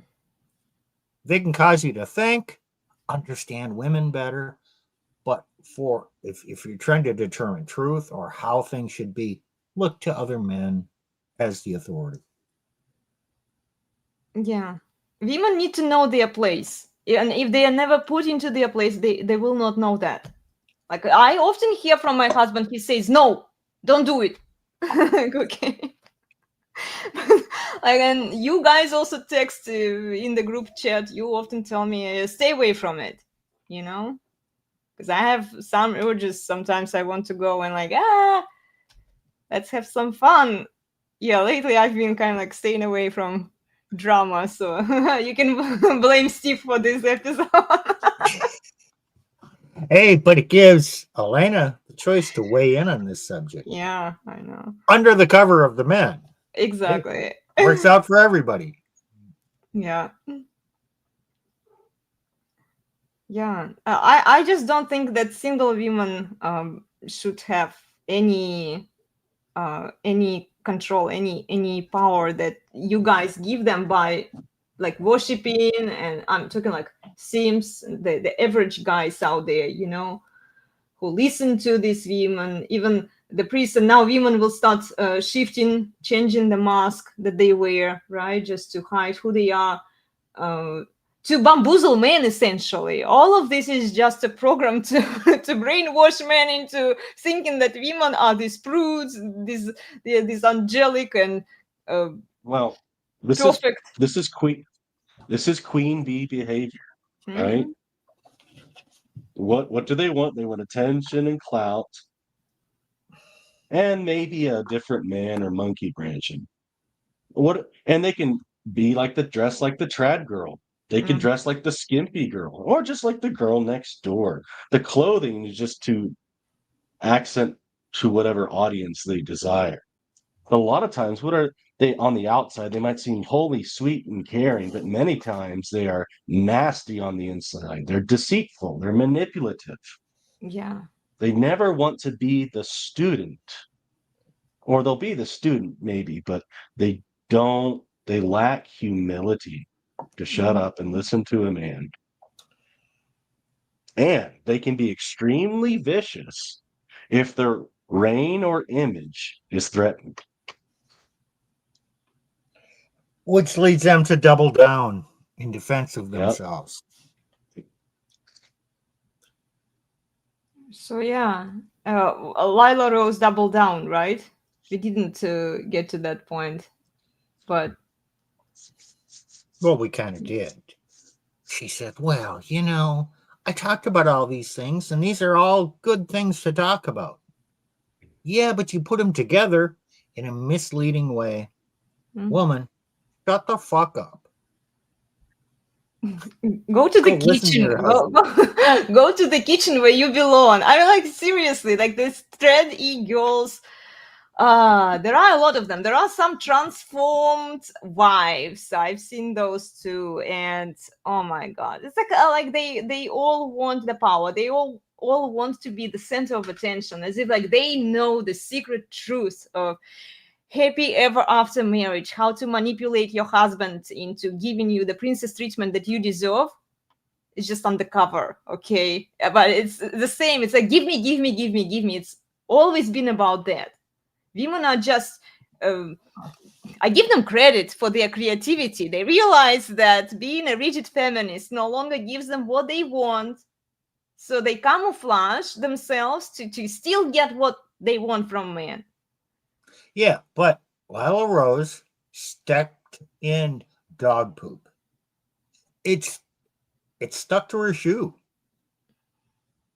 She's trying to clean it off, but it's still there. It still stinks. She won't acknowledge the fact that she stepped in dog poop. Mm-hmm. And won't have the humility to admit, yeah, I walked where I shouldn't have walked, and now the stink is following me. No, it's Men can smell the dog poop on her shoe, and until she stops and apologizes, and a man comes in to clean it off her shoe, it's gonna stay with her. Well, it would require. You can't escape it. It would require her man, let's say that if her man was masculine and if he had frame, right, he would tell her, just shut up, go to the kitchen, apologize publicly, right, admit that you were wrong, and then get out of it, right? It would require a strong, dominant, masculine man to direct her. But when she's, like guys mentioned, she's the main breadwinner, she controls him, that relationship. What are the chances of that happening? They're non-existent. because your husband is most likely a simp. Why does Jesus never tell women to listen to their husband? Mm-hmm.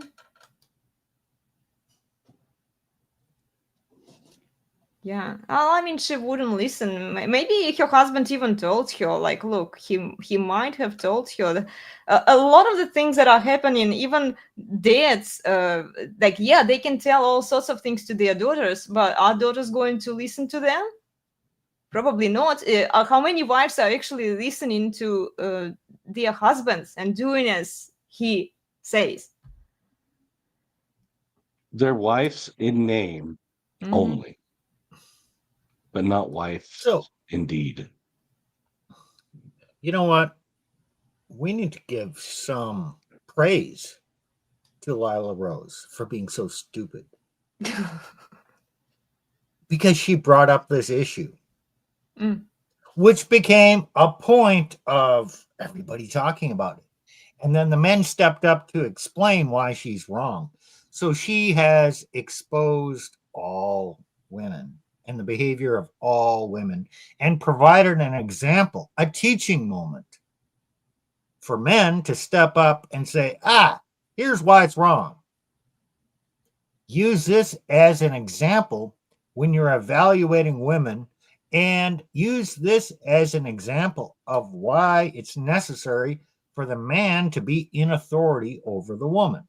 It's a wonderful teaching opportunity. And thank you, Lila Rose, for demonstrating this out of your stupidity and bluster. And yeah,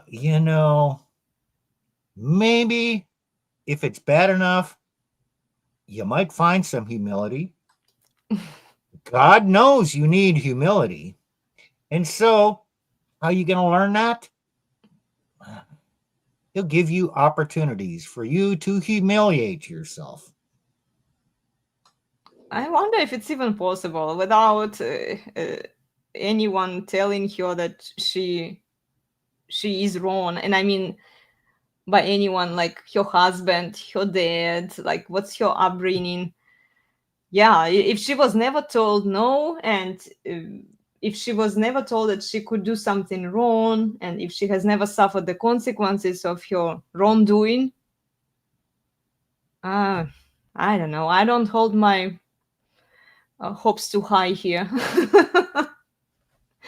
I'm not saying it's impossible. Maybe she will come to a realization and come to Jesus moment, but we've already seen Nola, right, doing the same, like, I found Jesus, right?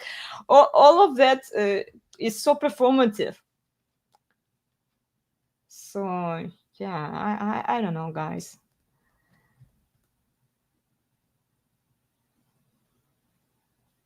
QueenBee is going to do what the QueenBee does. It's as Steve said, in God's providence, this has become a moment where men can awaken to female nature. Mhm. And the good thing is now some of these religious guys are finally criticizing instead of simping. Yes, that's a good thing. Well, I think that And they teaching Good. other young men, Mhm. us guys who kind of get it, young men don't know this. Mhm. They have an inkling that something is wrong. And when guys like us, well, so many of it, not just Nick and I'm not saying I'm that great. I'm just saying when men in general rise up and teach what's going on here, Mhm. that's what the young men need to hear and understand. That's why this movement, call it the red pill movement, call it men going their own way, call it religious men in the church, young men just saying, I've had enough of this, or the movement of men not going to church. This is all just a growing number of men realizing there's something wrong. Mhm. And it's great that men are talking about it because they're there is a growing movement of men understanding things in a way that's different. And yeah, okay, they push back against the boomer mentality, which was just go along to get along. There's truth in that. I mean, there's truth to push back against the preceding generations of where things are at. We need a different approach now. And young men, you are it. And think about it. You know, challenge us. You don't have to agree, but I just want you to think about it. Yeah.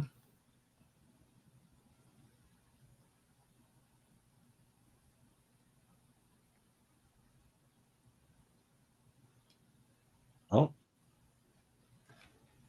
Anything else, guys? No? No? Are we done with the drama? Well, yeah. Be careful, gentlemen. Women will adapt to whatever is going on right now, and the more men wake up, the more women will start adapting to the environment. And yeah, just watch out. It doesn't mean that you have to blindly trust what you see, because there will be a lot of temptation there, especially after women have been the active, rigid boss babes, the control freaks. They will start pretending and acting in a more feminine way. And I keep saying it over and over again, but I get the videos from guys where they really ask questions about, like, is she faking it or is she telling the truth? And you need to spend more time analyzing and vetting even the content creators that you are following. So yeah, especially the girls who, like, they want a husband, you know. They say all of the socially acceptable things, that they will be loyal to their husbands, they will do all of these great things, they will submit, and yet you see them in semi-naked clothes, right? Like, okay, like, your behavior doesn't match your words. So yeah, Okay, have some Elena. common sense. I have a question for you, and I want you to answer yes or no. Okay. Which is not an absolute, but in the majority of cases. Okay. Yes or no? Is she faking it? Yes.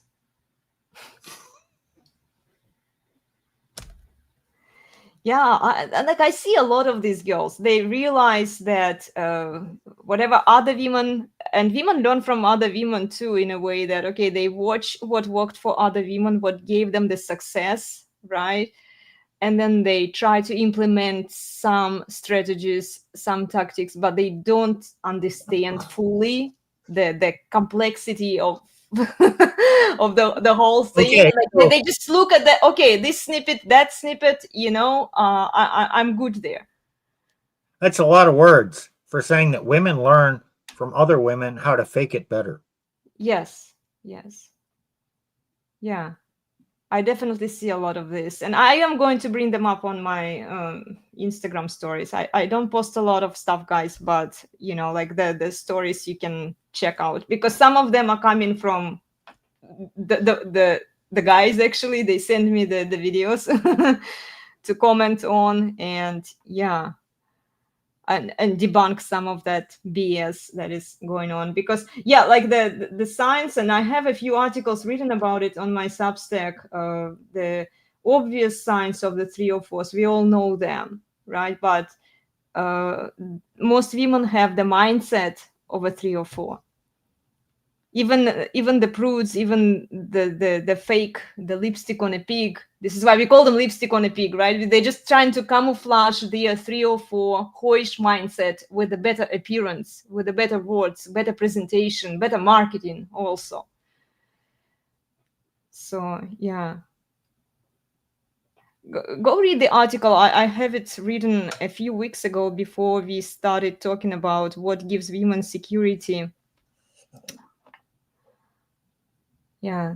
Just be careful, gentlemen, and vet your women carefully, especially for long-term Okay. relationships.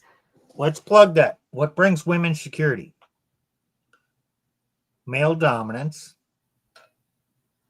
male objectifying them as a sex object, and women loving them as a God's creation, the human, the person. She needs all three. Yeah. She needs the spanking and restraint that comes with a dominant man, right? I Okay. will die on that hill, guys. Since you went there, does Lila Rose need a spanking?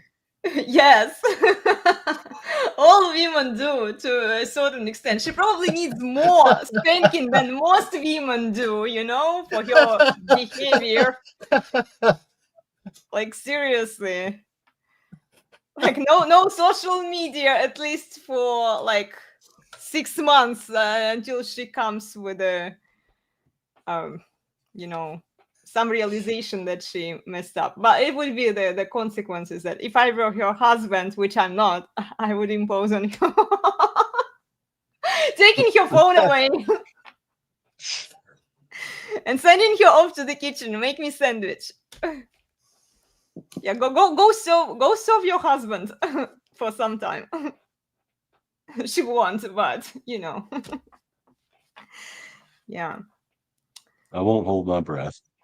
Yeah, I know. I'm just having fun here, guys. No, it's not going to happen. But she does definitely need some spanking and some discipline.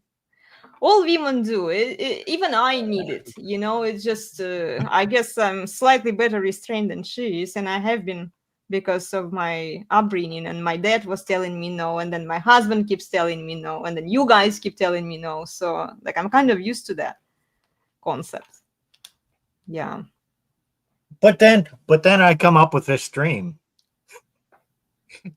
to let Elena say what's on her mind, and she feels really good about this. Of course, it's like After, impose restraint, but then give them an opportunity to express themselves. Come on, guys. Yeah, you can't keep her bottled up. You have to give her an outlet too. Yeah, I know, right? And it's an excuse to shame another woman who behaves in you can't pass that up. Promiscuous. Of course not, guys. Isn't it what all women love doing? Criticize, even if they pretend to be sisters and love each other publicly and then like backstab each other. Oh, that was on Mean Girls when I had to do the QueenBee stuff. The plastics, they're always backstabbing each other. Yeah. But putting up a front to each other when they're together. Exactly. Jim brought up a good comment here. Yeah.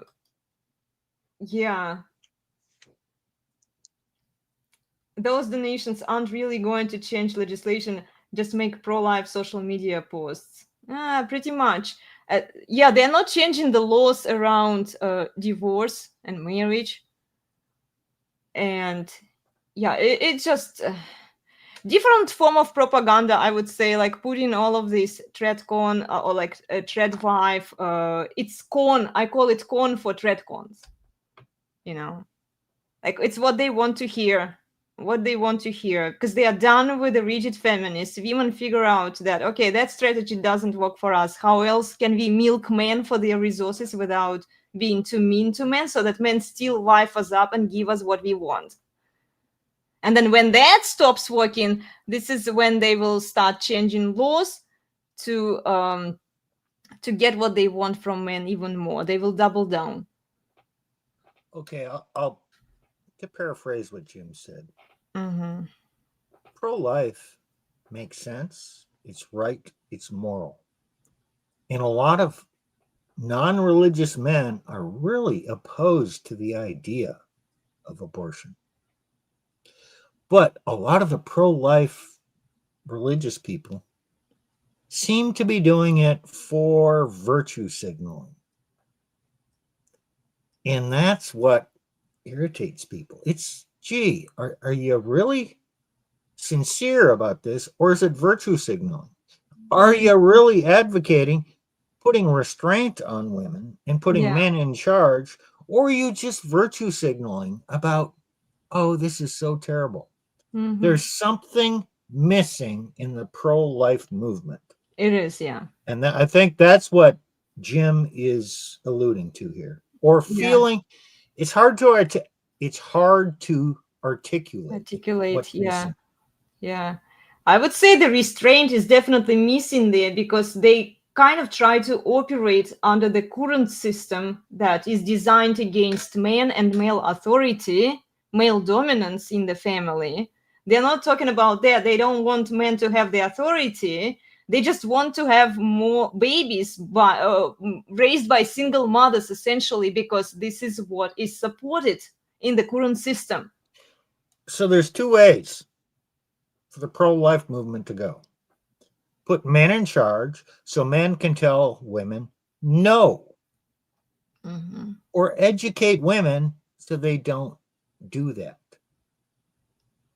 One is akin to herding cats.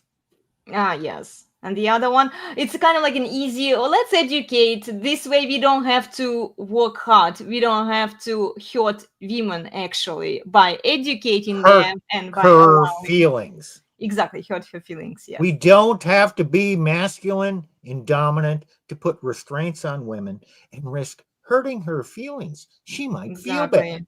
I don't care. Yeah, You're doing the right thing to restrain a woman from doing material moral harm to a child and to herself. You're doing a good thing to restrain her. Yeah. But they will never want to do that, Steve, because it was never about solving the problem. It was just a different grift to get what they want with the least amount of effort. You know, they don't want to change female bad behavior. They just give it a lipstick service, or how do you guys call it? And like wallpaper, you know, so that nobody notices.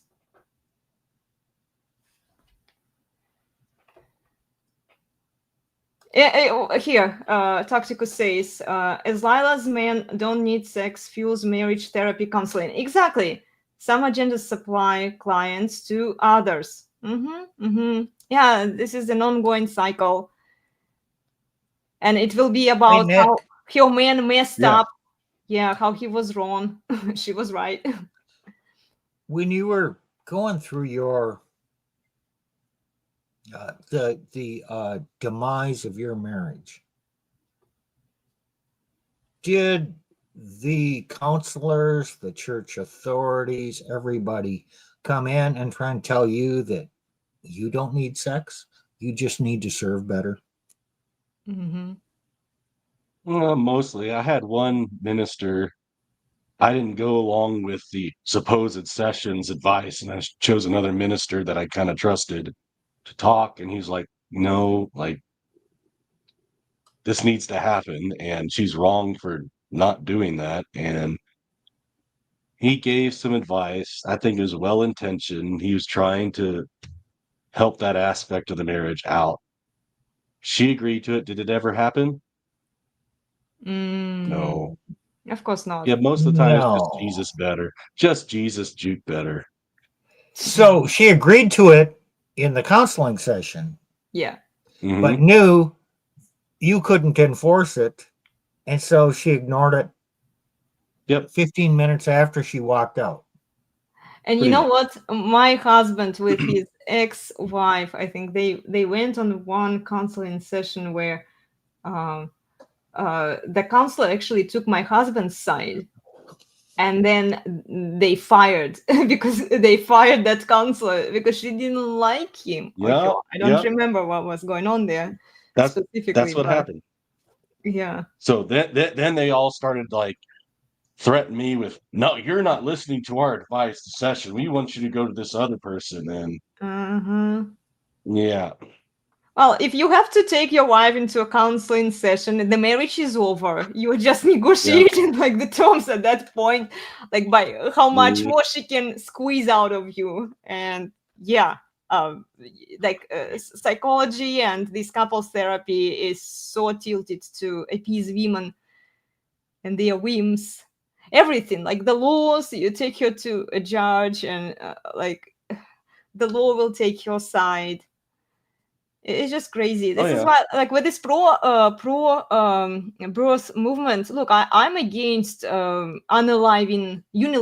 unaliving babies, but in the current system, how it's designed, even if they have these babies, they're going to be raised by single mothers. Now the question is, do we really need these babies raised by single mothers who turn into little criminals or public whores? Don't we already have plenty of those? It is the quality of life that these kids are going to have, the quality of kids that single mommies are producing. Like, why do we need more of them? Look, Elena, it's wrong to take a life. Either way you look at it, it's evil. The system, however, is broken. Women, because women are not held accountable for opening up their legs. Elena, there is a simple answer to that. And you're not going to understand the why, because you're not God. Didn't someone ask Jesus, I don't know, is it in the Gospels or the epistles? Is it permissible to do evil that good may come of it? Is it permissible to abort a child that good may come of it because that child is not being raised by a single mother without a father in their life? The answer is no. It is never permissible to do evil that good may come of it. You don't have to understand the why. You just have to accept this. So never can you do evil and say, well, it's a better outcome. You're not God. You don't know what the better outcome is. Yeah. And I'm not criticizing you, Elena. I'm just kind of saying this in very stern terms. Here's the simple solution. No, it's not permissible to do evil. Yeah, I agree with you 100%. Like, look, I don't want babies to be unalived, you know? I really don't. But I would much rather women use the protective methods to run, thinking about the consequences of spreading their legs, because then the kid is going to pay for the bad choices of his mother. Oh, hold on.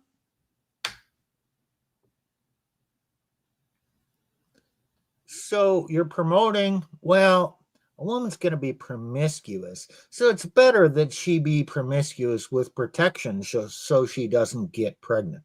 Well, they so are if already... you're promoting protection so she can sin, are you not also promoting evil that good may come of it? Steve, both of these come from feminism. The abortion comes from feminism, and all these protective methods come from feminism. So they can be promiscuous, and then this is so that you can prevent having, a child, prevent the consequences of opening your legs, being a feminist whore.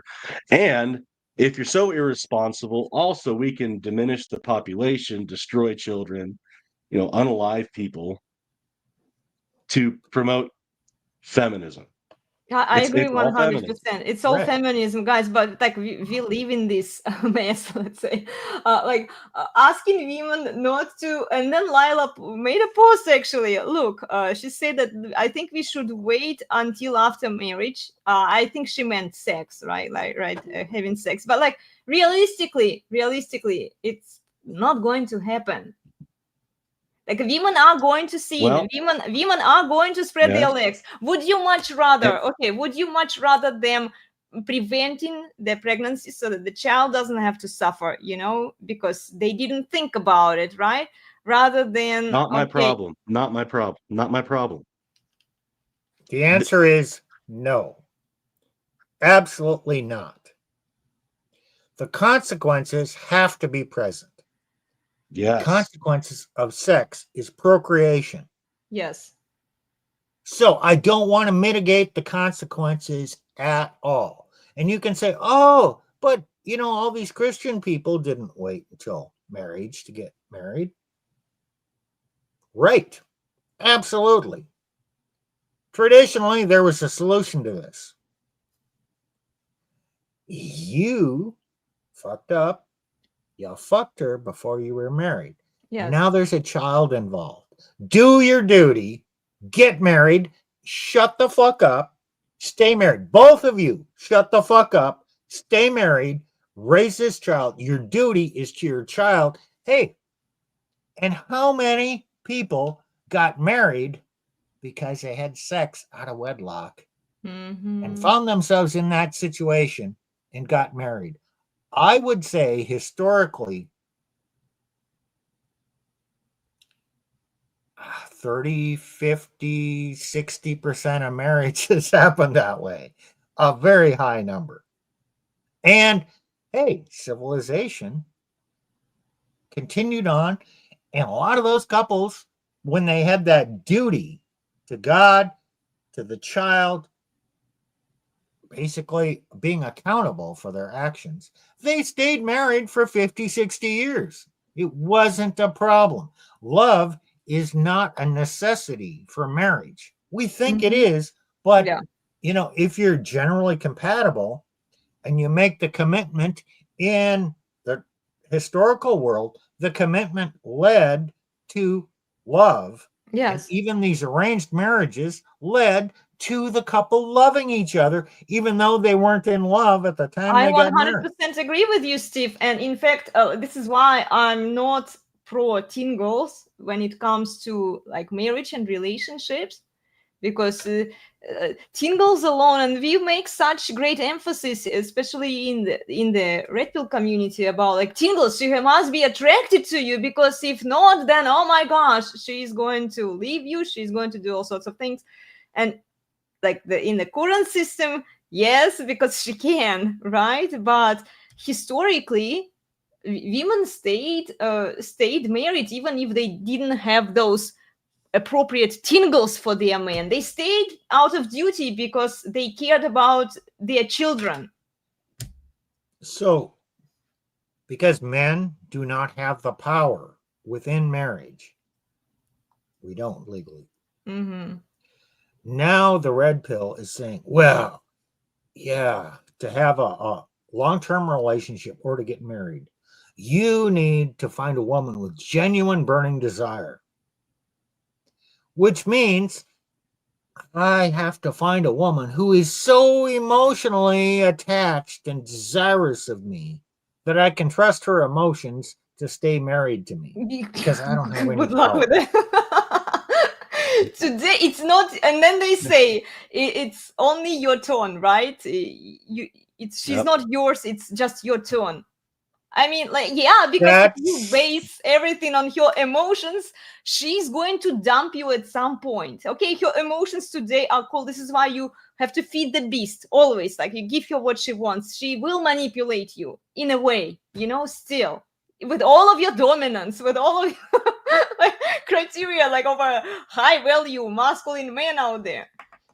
Like money muscles game, right? What's the female hypogamous insurance for women? There is none. No, there is no hypergamy insurance. Look, all a man can really do is have his own frame, his own outcome independence, be on his own mission, have his own priorities and goals that he backs up and doesn't bend over for the woman for. There's no guarantee even then. She still might leave you. Yeah. Even if you do all of the but she might stay. right things. Yeah. Okay, you're doing that because it's a masculine thing to do. You're not doing that to keep the woman, which means your actions are in subservience to the woman's desires. I'm going to do all this stuff so I can keep a woman. No, you're going to do all that stuff to be a man because you're a man and that's what you're called to be, which increases your chances of her staying with you. But your motivation is not doing that stuff to keep her. Sure, which puts her on the as pedestal. your idol. Yes. It's just, yeah, I can definitely see the woman's idolization in many spheres of our life. You know, it's not just church where it's happening. It's even the red pill. You know, it's everywhere. Yep. Yeah. Very interesting discussion today, guys. I really enjoyed. I want to talk to you about at some point. I want to talk about this. Oh. Can you see it? So non-verbal communication. Yeah, I'm finishing this book, guys. I'll prepare a presentation where I'll shrink it into a few pages. We'll see. Okay, and we'll talk about non-verbal communication. It applies everywhere. You know, it can help you to reveal some things based on how people express themselves non-verbally. So when you are watching a video, it can happen. When you are in person, in particular, it can happen. So I think that live stream would be helpful. I mean, if you are interested, guys. Yeah, well, I think you can do some psychological live stream next time. Yeah. You know damn well we're eventually going to do this because Elena is interested and she's going to continue to be persistent about this. I don't know how many times she's asked her husband, Plutarch, we need to do something on body language. And he's tried to gently say no, but she won't give it up. And she's wearing him down. So eventually it's going to happen. This is how women operate. Exactly. We always get what we want, either one way or the other way. And yeah, I mean, not always, but yeah. No. We try. Somebody needs their phone taken. I don't actually have my phone. I was thinking, I was like, where is my phone? I left it downstairs. You can't take that away now. Yeah, good subject, wedding non-verbals, red flags. Yeah, this is what I actually want to focus on, Tacticus. I think this live stream, I'll try to do a fun presentation for you guys, just summarizing, because there are a lot. This guy is a former, can I say this word? Well, anyway, you can see it here. Agent. Okay. So, okay. Yeah. And it's a very well-written book. I highly recommend you to read it. So the presentation is going to be based on this specific book. I've read other books also by, what was his name? I forgot now. I don't have my phone with me. Paul Ekman. If you've watched Lie to Me, it's one of my favorite shows about Dr. Lightman, how he could see the tiny little facial expressions. But there they emphasize a lot on the face. But there are also other body parts that, they were also kind of focusing on the other body parts, but we will predominantly focus on like entire body next time we talk about it, okay? Because face is not the only thing you should be paying attention to. So, yeah. Anyway, guys, thank you so much for joining us today. I hope you enjoyed today's live stream. A little bit of drama for you, right? And remember to please like, share, and subscribe. What are you guys doing on Wednesday? Don't know yet. We'll probably talk about yet. Okay, we'll probably talk about that in this ends. Okay, awesome. Okay, well, anyway, we'll see you next time. Join us on the Resurgence of Sanity YouTube channel on Wednesdays at 5:45 p.m. Pacific. Let me share with you our schedule. Here you go. So on Saturdays, we do these deep dive conversations with the Resurgence of Sanity guys at 9:15 a.m. Pacific. Then join me for regular workouts from Mondays to Fridays and Sundays. And on Sundays, I also do the piano practice. So you can request some songs for me to work on. I'm not a professional pianist. Then if you want to learn more about fitness safety, anatomy, how to stay consistent with your fitness practice, and how to safely cross-train, join me for the cross-training fitness program on Udemy. I have more workouts for you on Patreon. And please go subscribe to my Substack. I occasionally write the summary of articles based on our conversations here that we have, okay? And like I said before, please subscribe to the Resurgence of Sanity YouTube channel on Wednesdays. Join them at 5:45 p.m. Pacific, okay? So here you go. We're done with that. Awesome. Okay, guys, we'll see you all next time. Have a wonderful weekend, everyone. Take care, and thank you so much for joining us today. Bye. Elena's Barre, the best place on the internet, the very best by far.